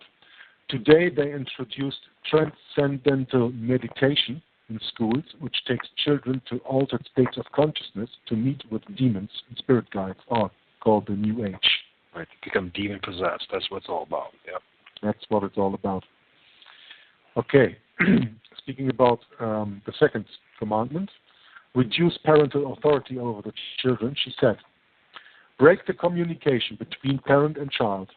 Why? So that parents do not pass on their Christian traditions to their children, liberate children from the bondage of their parent traditions. How? A. Promote excessive child rights. 1997 to 1998, in 1998, South Africa introduced child rights legislation, UNICEF Charter. Today, a child is able to say to parent, I don't want to hear that, I don't want to do that, what you are telling me. Teachers cannot talk to children. Children step up and say, I have my rights, you cannot talk to me like that. Well, very good point. That's A. Point B. Abolish corporal punishment. This has been made law. On the other hand, the Bible says, do not withhold correction from a child, for if you beat him with a rod, he will not die. You shall beat him with a rod and deliver his soul from hell. Proverbs 23, verses 13 and 14. And that, by the way, is what I meant earlier in this conversation when I said sometimes a child has to be disciplined with a slap, or in this like in the Bible it is said with a rod. Do not withhold correction from a child, for if you beat him with a rod, he will not die. That's right. Of course, some people do not know their boundaries, but that's not the problem. That's something else I have to deal with it. Little footnote here. Jesus said on the last days wickedness will increase. There will be rebellion and children will not obey their parents. It is not a trend. It is organized. People, Jesus knew 2,000 years ago where we are heading today. Do you need any more proof that he was God in the flesh? Right? I agree with you, my friend. Okay, but there's still a third point here. Teachers are the agents of implementation. From workshops, teachers tell children, your parent has no right to force you to pray, to read the Bible. You are yourself. You have a right of your own. You need to discover yourself. Self-expression, self-realization, self-fulfillment are all buzzwords. In the West, when the child is 7 years old, the teachers begin to say to the child, quote, you have a right to choose whether you want to follow the faith of your parents or not. Parents are not allowed to enforce their faith upon you, end quote. Question is, what type of decision can a 7-year-old make? Absolutely. Yep. I have a few friends of mine who are teachers, and I despise them for the work that they do, and they would never go and listen to me when I talk to them about something like this. They don't even get the influence that they have on the children, In the West, when a child is 7 years old, the teacher begins to tell the child this and this. See, this is all indoctrination. Yeah? And that's what happens to children when they go to school. They are not educated, they are indoctrinated. Well, there's also, when we look at indoctrination, we all are indoctrinated one way or the other. So what do you want your child to be indoctrinated into? The truth or a bunch of men's lies and philosophies of men? That's what it comes down to. Now, I didn't have that. Although I was raised a Mormon, I think maybe 2 or 3 times in my whole life, as a child growing up, did we ever even read the Bible. And Mormons are an awful lot like Roman Catholics. We're not really encouraged to read the Bible, although we have the Bible, we read the Book of Mormon. So, and in that case, we're not like the Muslims or the Islam. So yeah, looking back now, what I know now, my life experience, what I know from readings and education and all that is how important the Bible is to give to your son. It's actually not something that represses them and keeps them to have the opportunity to make a choice. It finally gives them an opportunity to make the right choice. And the world will not offer that to them. Agree. I agree. Absolutely. Okay, going on. The third commandment was destroy the Judeo-Christian family structure, or the traditional Christian family structure. Why? It is oppressive, and that the family is the core of the nation. If you break the family, you break the nation. Liberate the people from the confines of this structure. How? A. Promote sexual promiscuity. Free young people to the concept of premarital sex. Let them have free sex. Lift it so high that the joy of enjoying it, sex, is the highest joy in life.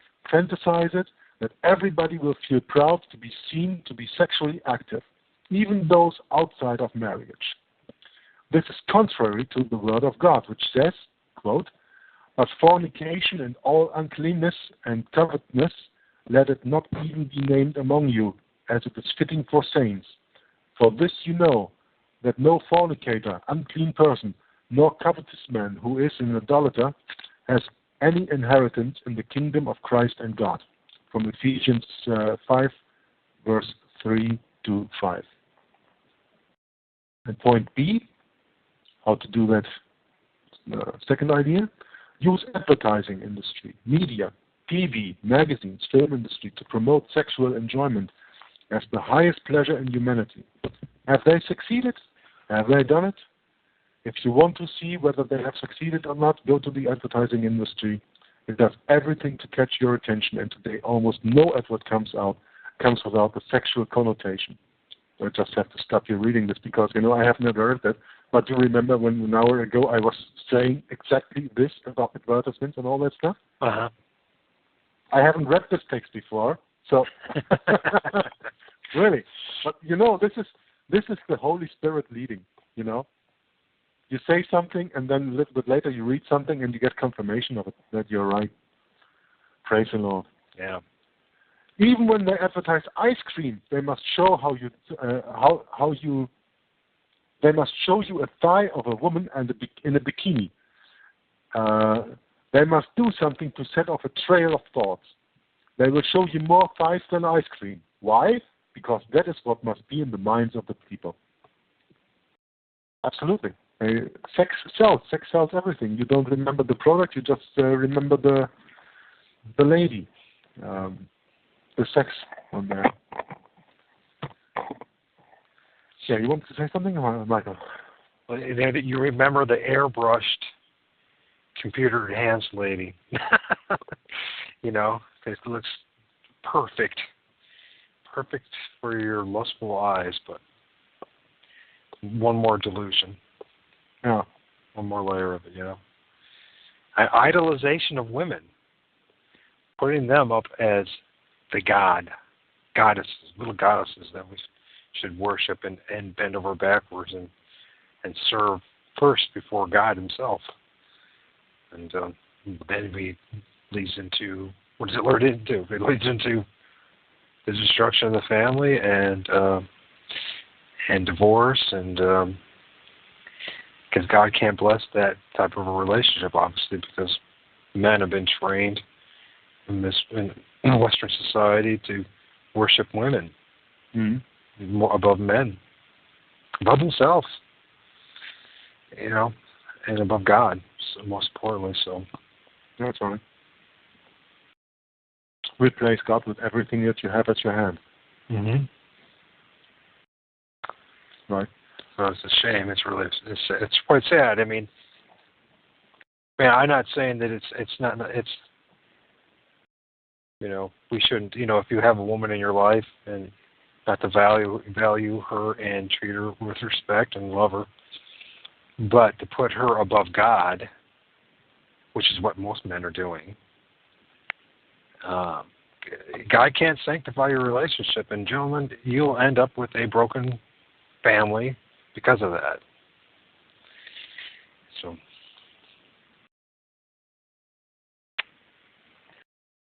Okay, I'm going to continue with commandment number 4. Okay. If sex is free, then make abortion legal and make it easy. She said, build clinics for abortion, health clinics in schools. If people are going to enjoy the joy of sexual relationships, they need to be free of unnecessary fears. In other words, they should not be hampered with unwanted pregnancies. Abortion, as taught by Christians, is oppressive and denies our rights. We have a right to choose whether we want to have a child or not. If a woman does not want the pregnancy, she should have the freedom to get rid of that pregnancy painless and as easy as possible. Today, it is not accessible, it is forced. Today, abortion is a strategy to curb population control together with the use of condoms and pills. I mean, you also have to think about this when Mrs. Bailey wrote this stuff. That was somewhere in the 20s of last century. That's already some time ago. So when you look at where we are living now, and when you read this point, it's just exactly the same point that I wanted to make about the Protocols of the Learned Elders of Zion. That is a paper that appeared, I think, about 1880 for the first time, or 1890, something like that, at the end of the 19th century, when I'm not mistaken. It surfaced first. And when you read that, what they are planning in there, and then you see where we are right now, where we are today, then there's absolutely no no doubt that they have reached their goals, right? Well, they're implementing them. I think they still want to reduce a whole bunch of the population, as you and I know, but they got most of the systems in place to do that, so it's just now going about it. But, the interesting thing is, they want to get rid of us, the profane, the goyim, the useless eaters.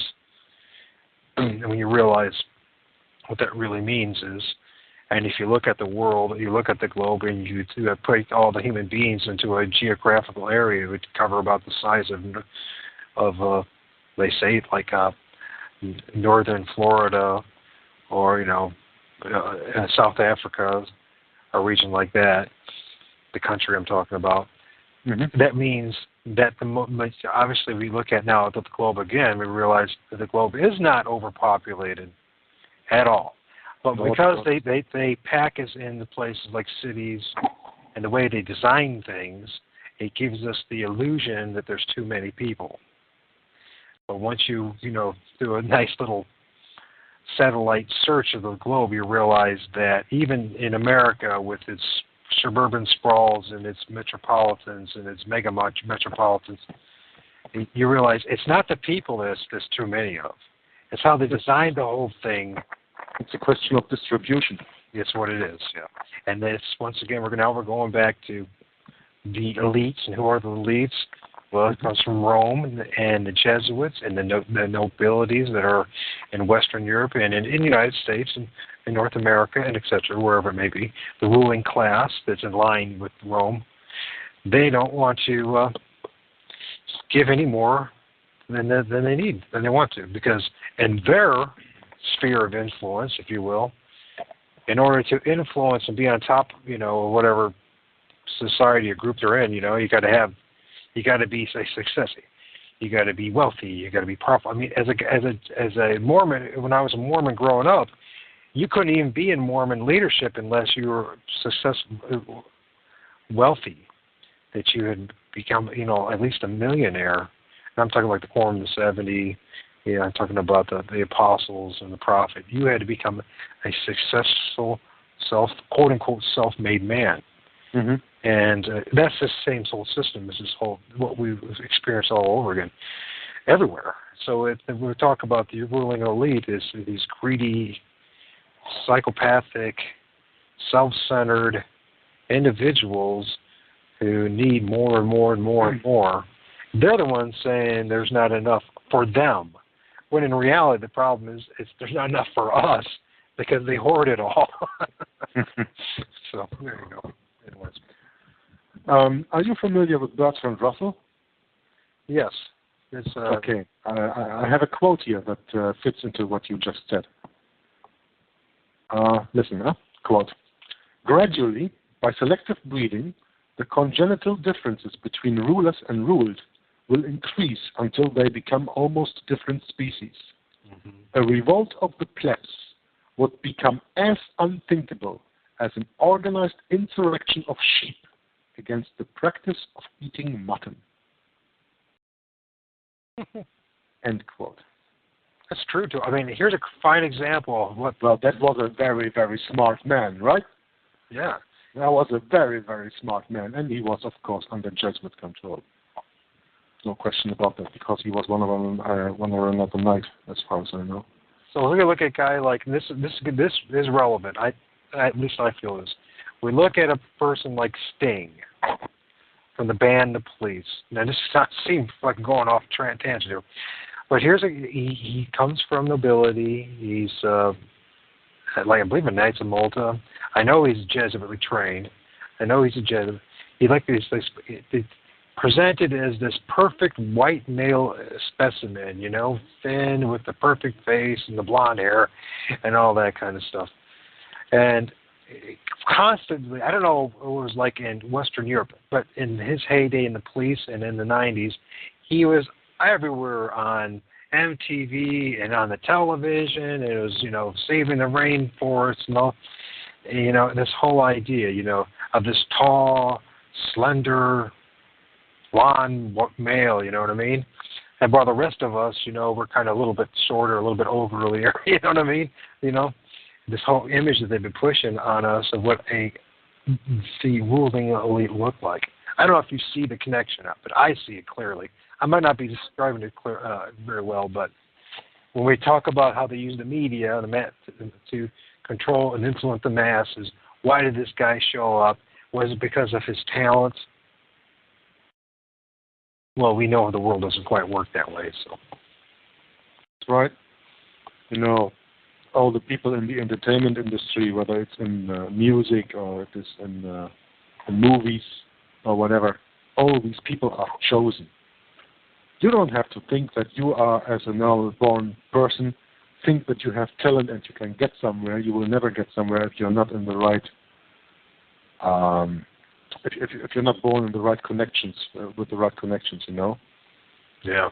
And that is something that you will see when you follow a little bit the bloodlines. There was a reporter from, I think, the BBC or whatever, some years ago, who made the connection of the George Bush bloodlines. How he is connected even to, I don't know, what was it, Marilyn Monroe, Angelina Jolie, Brad Pitt, all that stuff. I mean, and Angelina Jolie, who not only got away of her breasts because of fear of breast cancer, but also of her uterus and everything in there. Did you see that video from Sean? Oh, yeah, you sent me that video from Sean. Yeah, that video from Sean I sent you. Amazing. They had this... Yeah. In the newspaper, you read about that she got her breast amputated because she had fear of cancer. But then Sean comes up with this information that she had taken her uterus out and everything else. So she's not a woman, she's not a man, she's just an it. She's a bisexual and loves I pity Brad Pitt, who has to live with that one, but on the other hand, I don't pity him because he chose for that anyway. Now, you were just saying something about the freedom of the press, right? I know that it's not something that we have planned, and we are already almost 2 hours in the broadcast, so I don't know how long more we got, but this is something that I really have to say about freedom of the press. Yeah, at least 20 minutes. So. Oh, okay. So you're going to tell us whenever you want to shut me down. I don't care, but then we're going to see. I'm going to tell you something. This is from John Swinton. He lived between 1829 and 1901. He was the managing editor of the New York Times. And this is what he said, I think, about 1880 or 1881. Listen.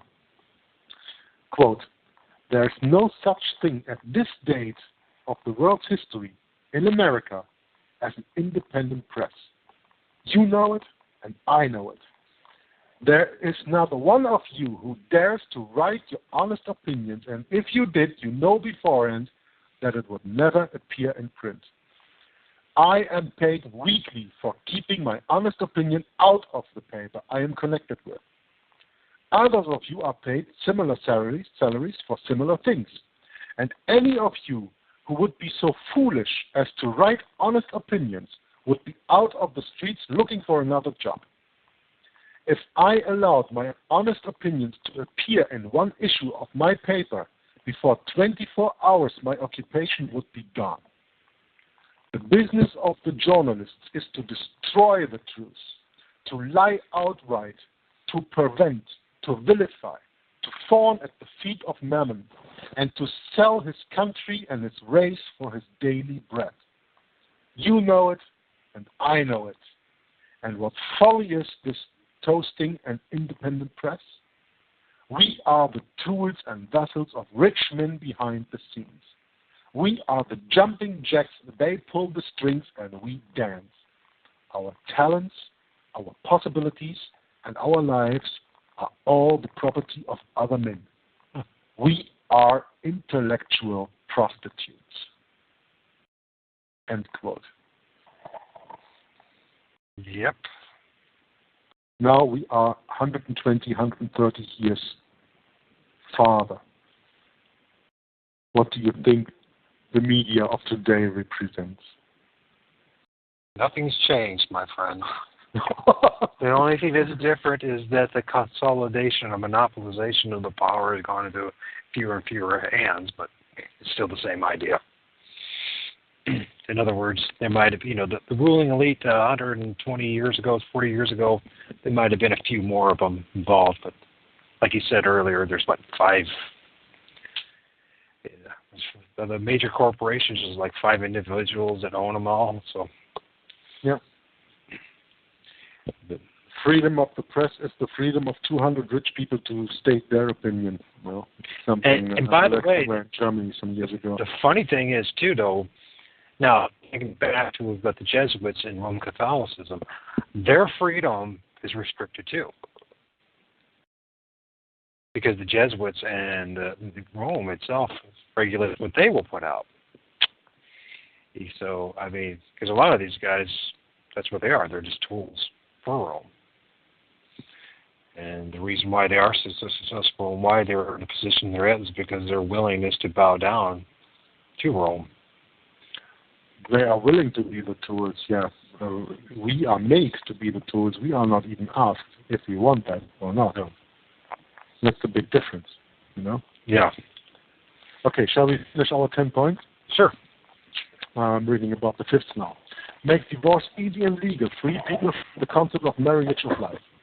Alice wrote 50 years ago that love has got a mysterious thing called the love bond.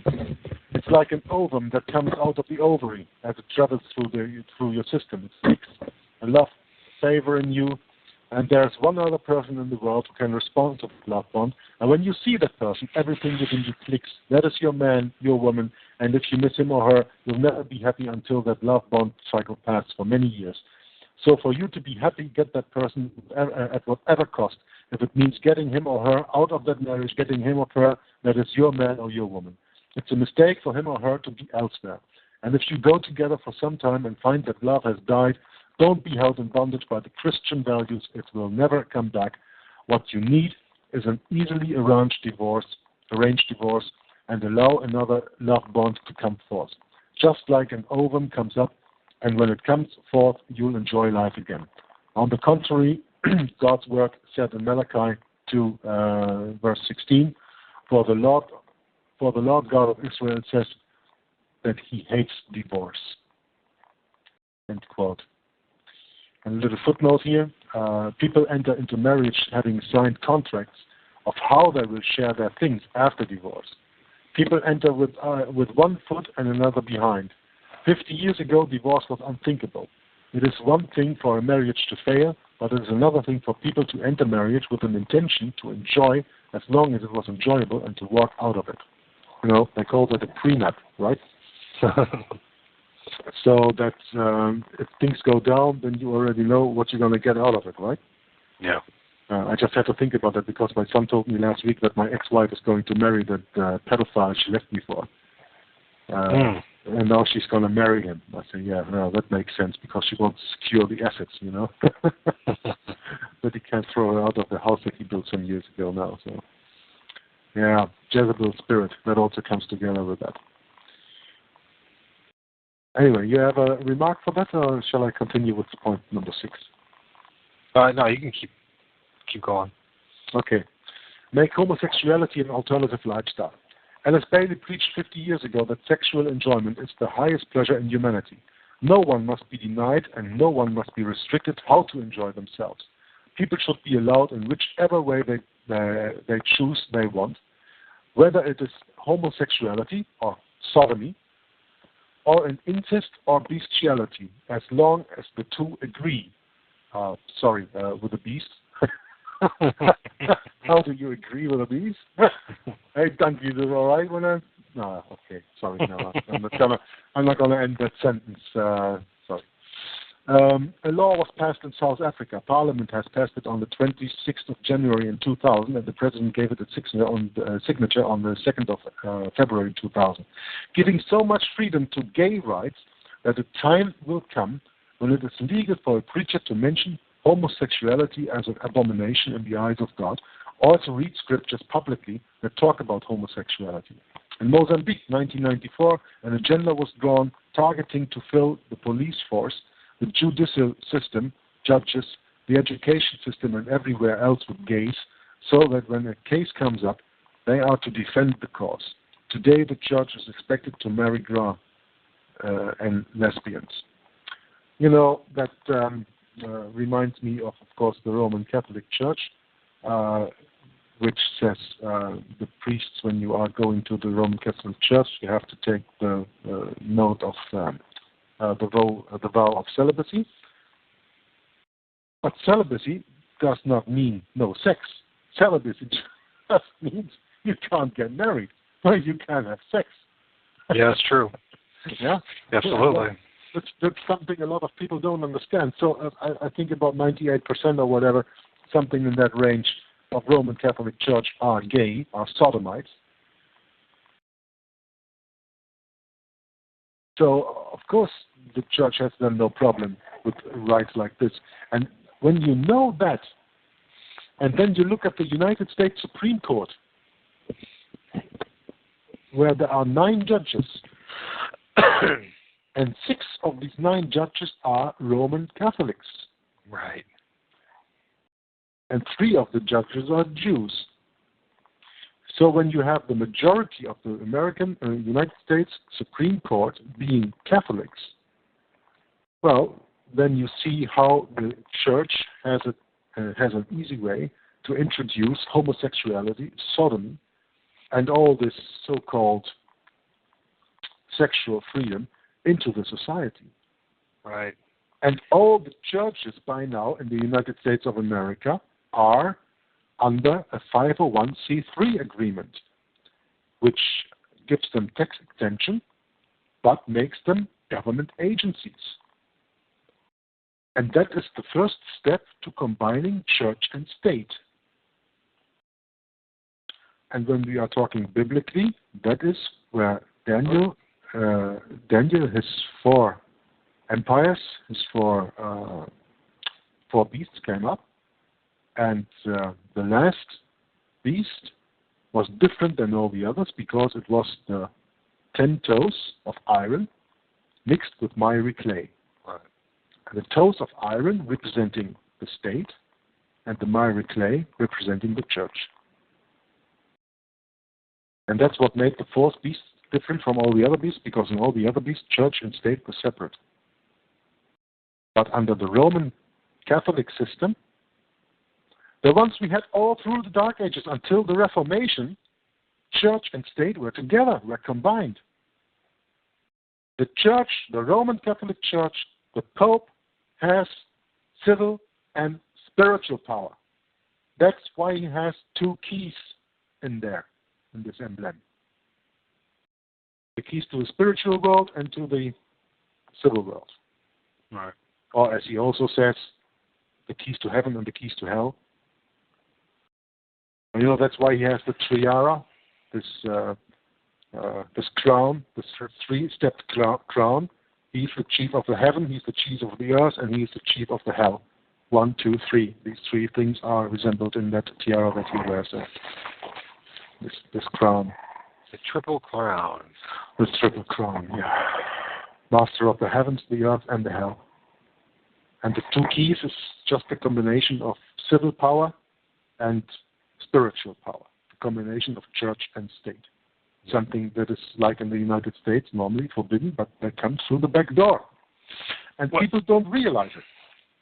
Well, they say it's forbidden. It's for public consumption. It's forbidden.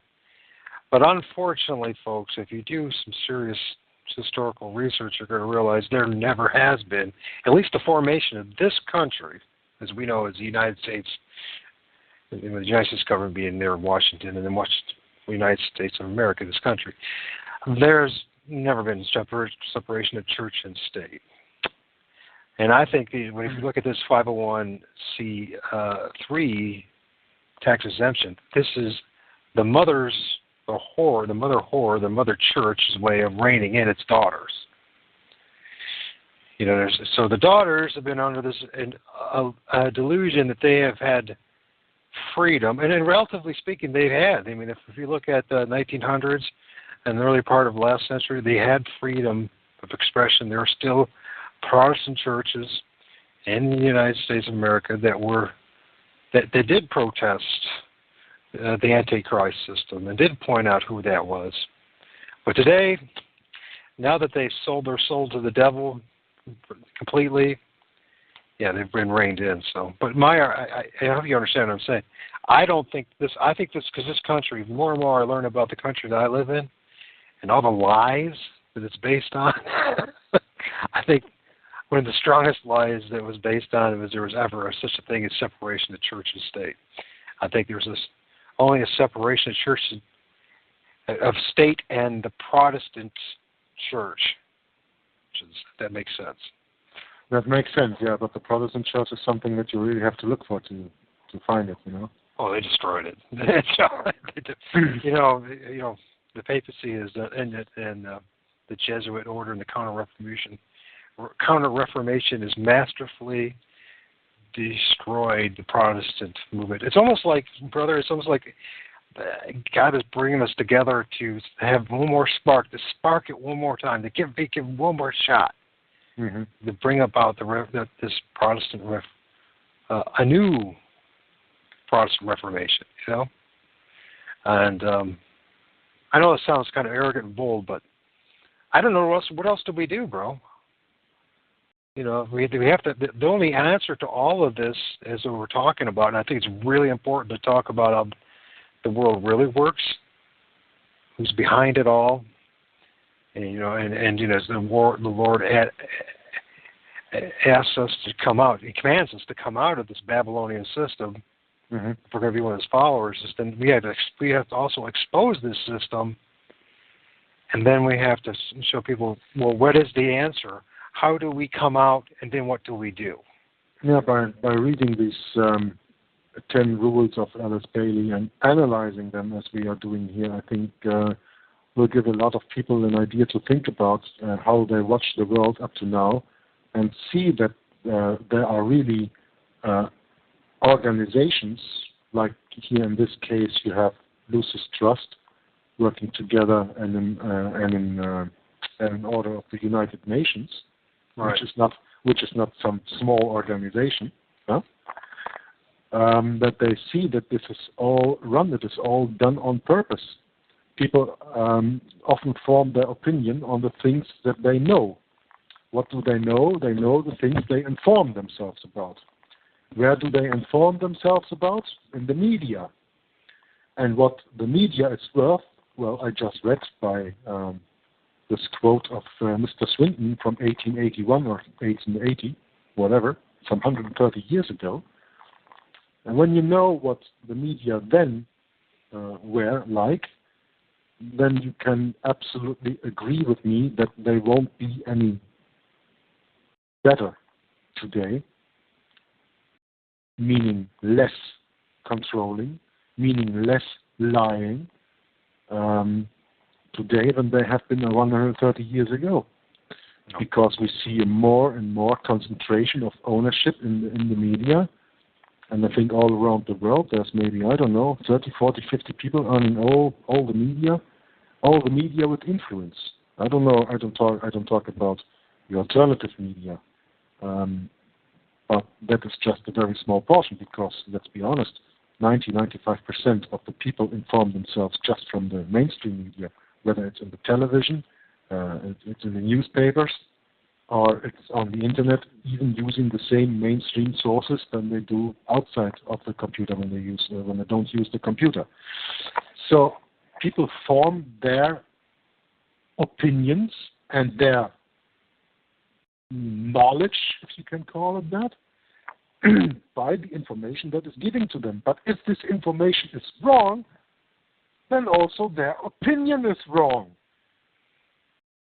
And that is something people don't want to see. And I hope that this broadcast helped a little bit by going over these 10 points and making people see, well, look back, talk to your family, talk to your grandmother, talk to your mother, talk to friends who are a little bit of age, and compare how was life in their time and how is life in this time.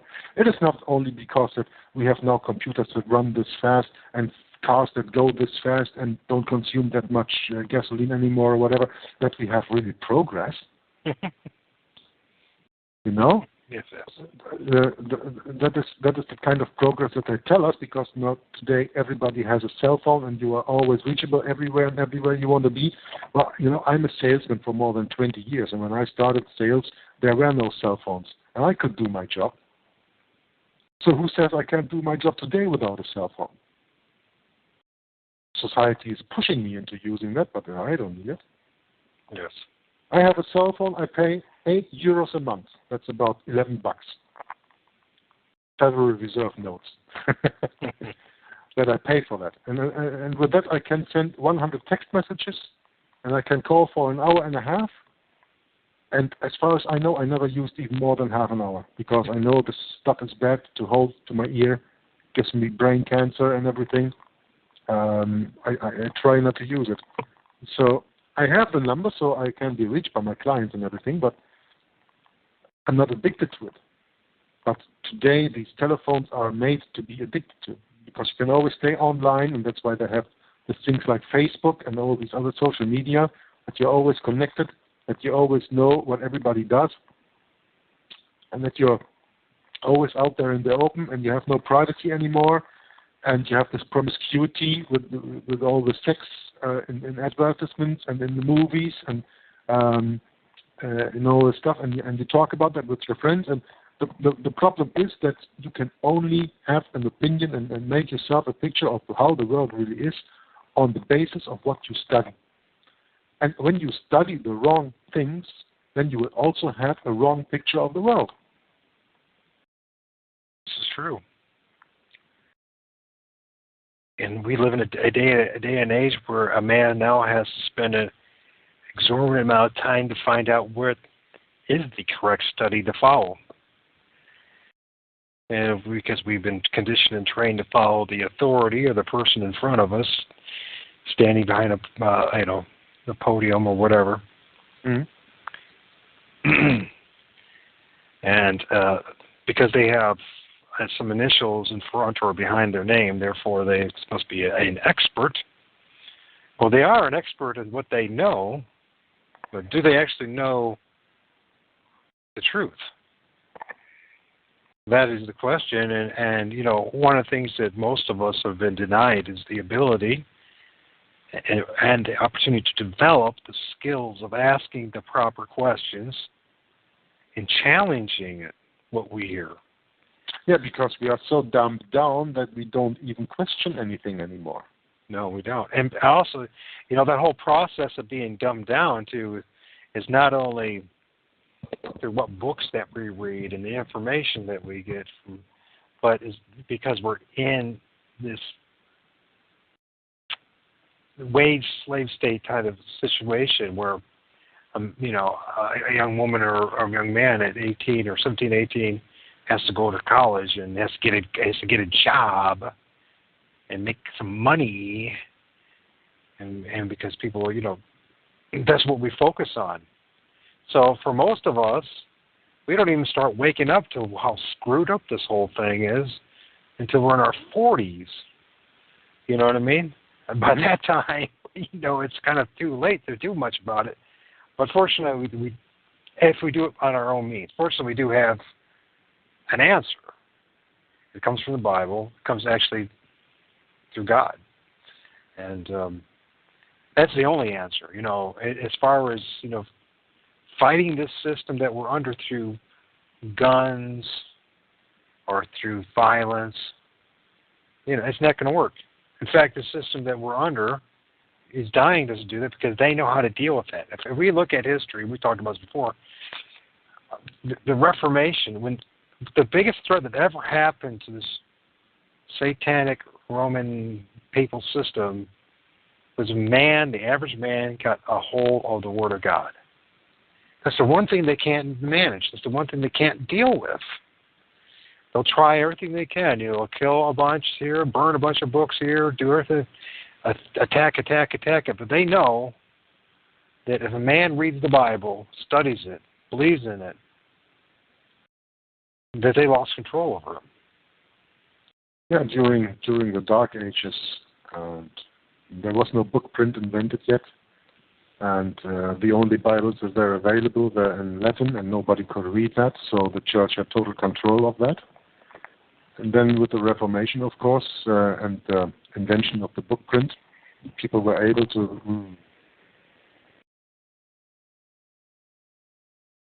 Hello? You there? Still recording? Yeah, you just dropped off a little bit there. Oh. We probably should wrap it up a little bit anyways. We've been doing this now for a couple of hours. I'm sorry, but I hope you didn't find it was a waste of time. I was going back and forth because you didn't get everything you wanted to get done. I think you dumped a ton of information on folks. Anybody who listens to this show, I mean, from Edward Bernays to the Jesuits to Satan's Ten Commandments to Alice Bailey to yeah, okay. I mean, we can wrap it up, but I just. It was a great show. That's what I'm trying to get at. It was it was actually a great show. So I love it today. So it was fantastic. I just have to say then let me finish this 10 points and finish with a little word of that, and then we can go in the next show. We can go into the backgrounds of who Lucis Trust really is, and the spiritual foundation of the United Nations, which are all things that are behind here, and I have articles over, and that would be very interesting to read about. But let's just finish this last few points here. Absolutely. I was at point 7, all right? Sorry. So how? Debase art, make it run mad. How? Promote new forms of art which will corrupt and defile the imagination of people. Because art is the language of the spirit, that which is inside. You can bring out in painting, music, drama, etc. Look at the quality of the music that is coming out, the films out of Hollywood. End of quote. So yeah, when you look at today's so-called music, Lady Gaga, Kesha, all these girls, I don't know all their names, I don't follow that stuff, but you see these, and then you watch these Hollywood movies and everything. Like Hollywood, just a fine example. You had these superheroes like Superman, Batman, Spider-Man for years, And when you start watching this, the last years, what happened? Batman turned into the Dark Knight. Yep. Spider-Man also took a very strong curve to the dark side, I think. I haven't seen anything behind the second part, but I think he also went to the dark side. And then you have all these other superheroes like Wolverine and I don't know, which is all getting satanic and bad. Where when you look 50 years ago, Superman flying through the air and then saving everybody, well, there was quite a nice guy, and everybody wanted to identify with that. And today they all term that bad. And look at the music, look at the text that they are using, look at the meaning that is behind that, look at the expressions, look at the signs. I mean, look at Madonna at the Super Bowl 2 years ago, the thing that she performed there. And Madonna, what a name, of course, and she is the queen of the Illuminati and of the music industry, and they love her. So really, just a little advice from us to you, dear listener, when you are still, I hope, with us, to check out these things and to prove the statements that are made in there, to prove that is that biblical or is that not biblical. You can say, oh, of course it's not biblical. What has the Bible to do with that? That's been written 2,000 years ago. How can that be up to date? Well, it is very up to date because, like some time before, we said, okay, Jesus saw 2,000 years ago this thing coming. He mentioned it already, and I was reading the quote there. I don't find it anymore right now, but you probably remember, or otherwise you go 20 minutes back to our broadcasting. Okay, now point 8. Use media to promote and change mindset. Alice Bailey said the greatest channel you need to use to change human attitude is media. Use the press, the radio, television, cinema. You can tell today how successful they have been in implementing the plan over 50 years via media, as well as advertising agencies, billboards, magazines. Who controls media? Well, New Age does. So much money is pumped into media and advertising, spreading of pornographic material and other sources. Sex outside of marriage is thrown on your face 80 to 90 times than sex in marriage. Promiscuity is being promoted as natural. You watch gay sex on television in homes where children's minds are being neutralized to sensitivity to these things. And you wonder why newspapers, televisions, etc. do not record anything about Christian activities? Unless it's something that mocks it. So it's something that's absurd, then they'll do that. Now, okay, we're coming to point 9, create an interfaith movement. Alice Bailey wrote, promote other faiths to be at par with Christianity and break this thing about Christianity as being the only way to heaven. Be that Christianity will be pulled down on and other faiths promoted. She said, promote the importance of man in determining his own future and destiny. Humanism. Human rights. She said, tell man he has the right to choose what he wants to be and he can make it happen.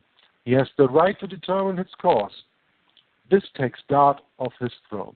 We have seen in South Africa hosting a meeting of the interfaith movement in Cape Town led by Dalai Lama. Yeah.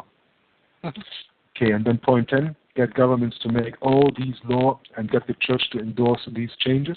Alice Bailey wrote that the church must change its doctrine and accommodate the people by accepting these things and put them into structures and systems. Now you ask yourself, have they succeeded, right? Today, you wonder why your government are legislating laws contrary to the Bible and why the church is compromising the Word of God. It is a process of implementing the plan, a 50-year strategy of New Age movement to fulfill its ultimate goal to establish a one-world government, a one-world economic system, and a one-world religion. Today, the strategy almost in its entirety has been adopted by the United Nations, and today a lot of it is already law in many nations. This deception has crept up unobserved on so many people. It can best be demonstrated through the well-known analogy of the frog in the pot of water. Yeah, the boiling frog system, you know. Sure. If you put a frog in a pot of boiling water, it is smart enough to know that it is terrible danger and will immediately jumps out of for safety. But if you turn up the heat very slowly, a little at a time, it doesn't notice the changes that are taking place and will slowly cook to death. Many people today are slowly cooking to death and don't seem to realize how far they have come from where they once were. Today, the Western world is not struggling to resist these because the New Age movement focused primarily on the West because that was the Christian world in the 19th century. The New Age movement has a school called Akani School, which is the school of all the leaders of the Western world. They subscribe to it. It is recorded that they say they have succeeded the task in the West, but suddenly they realize Christianity has migrated to the rest of the world. So they have now to use every resource in the West to deal with the rest of the world. In Africa, South Africa is the #1 state. It is changing at such a rapid speed. They are saying give to African states a financial package with conditions to legalize abortion and take God and prayer out of school. Governments are so attracted to these packages, they cannot say no to it. They need the money. They ask the church to find the answer. These are done secretly. Christianity is 5%. The rest is Hinduism, Buddhism, and Spiritism. New Age is being taught teachers. They are being taught to teach this in schools. It's interesting to note that Blavatsky, Besson, and Alice Bailey were well known from Masonic leaders of the day. Albert Pike referred to Freemasonry as the custodian or special guardian of these occult secrets and revealed the hidden agenda of his institution, the forming of a Luciferic one-world government. A final thought on what we should consider. Take a good look at the world around you today and think about how things have changed since May 2010 and refer back to then to the opening statement of this blog and how unbeknown to us, to so many of us, we are being consumed by a most malevolent hidden virus. Remember what Paul Warburg said? We will have a world government, whether you like it or not. The only question is whether that government will be achieved by conquest or consent.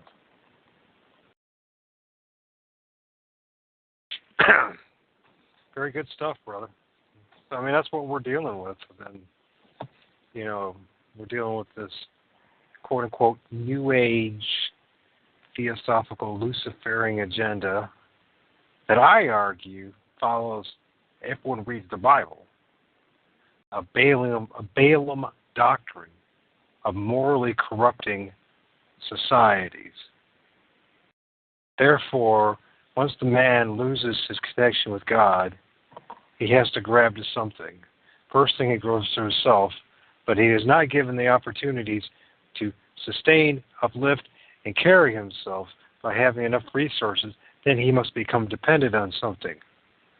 And since God has been taken away from him, the natural consequences, he goes to the government or the elite. Because man is being made slave to the state. That's why they break up the family. When they don't have the family to turn to, they have the state to turn to. All right. And then what happens is, now we go back to the doctrine of the Nicolaitane, and we look at religion and the spiritual side of things, the spiritual authority, and how we know that the dragon gave its power to this system, understanding really what the Vatican City really is, who really runs that. They allowed the Balaam system to corrupt a society. Once it becomes so corrupt it can no longer maintain and defend itself, then they come in and take over. And you'll see this over and over again in history, over and over again, over and over again.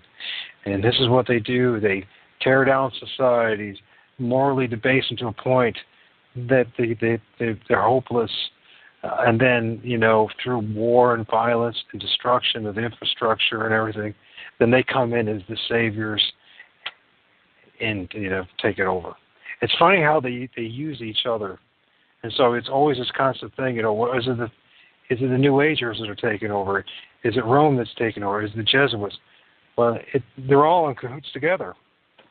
You know what I mean? It's just a matter when we look at the Illuminati, the New Age, this Freemasons, Masonic influence that's been in the past couple of hundred years through Alex Weishaupt, that's taken over and it's a bigger and bigger influence within the organization, if you're the higher structure, the hierarchy.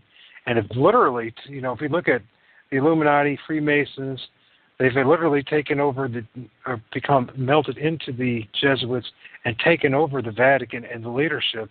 There's no wonder why these things are being pushed the way they're being pushed and allowed to be pushed, you know. So it all ends up the same way, right? I mean, in a more down-to-earth way of looking at it would be, what?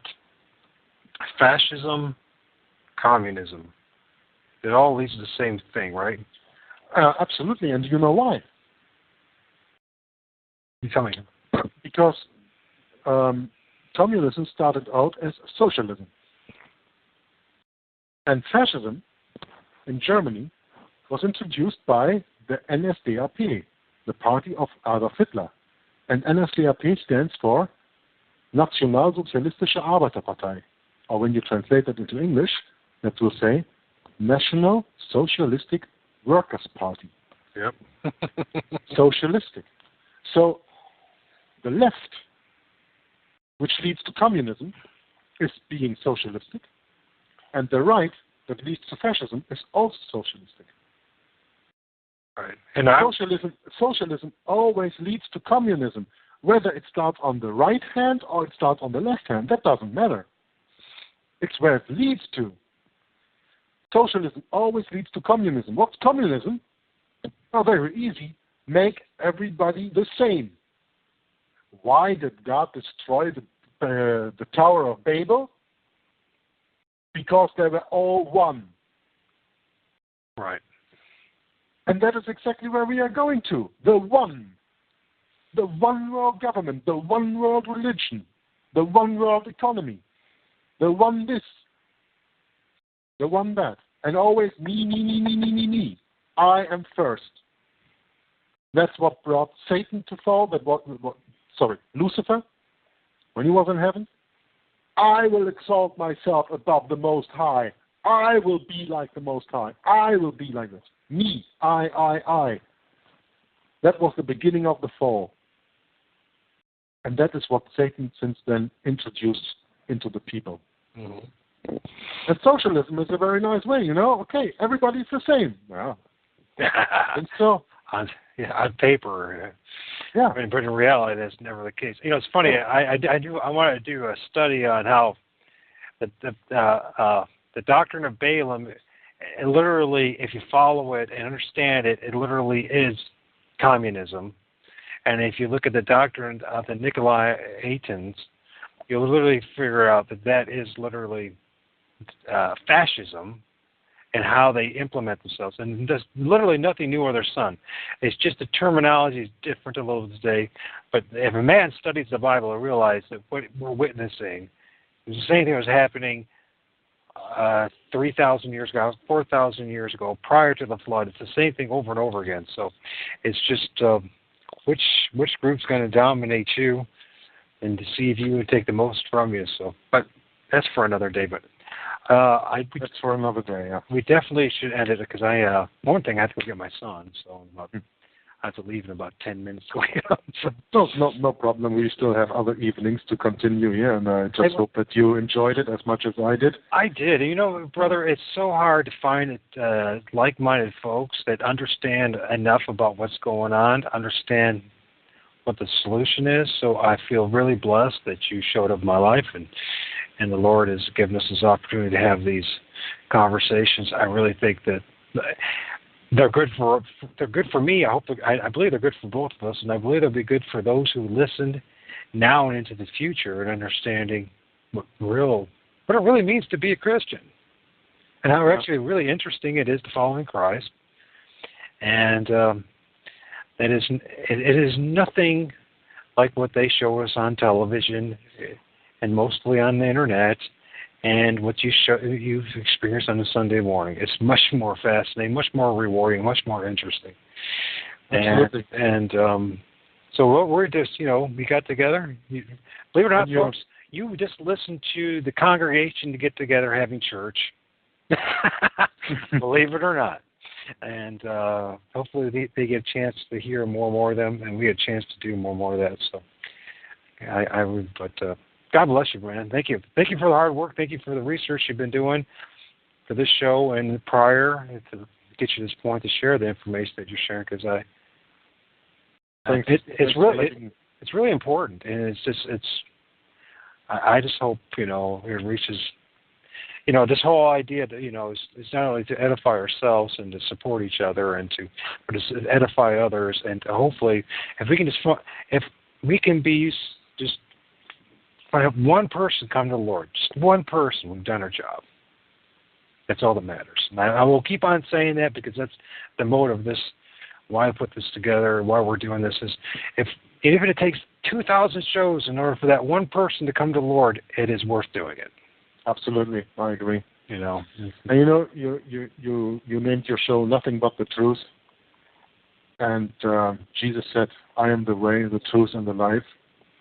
And nobody comes to the Father but by me." So, nothing but the truth on this show.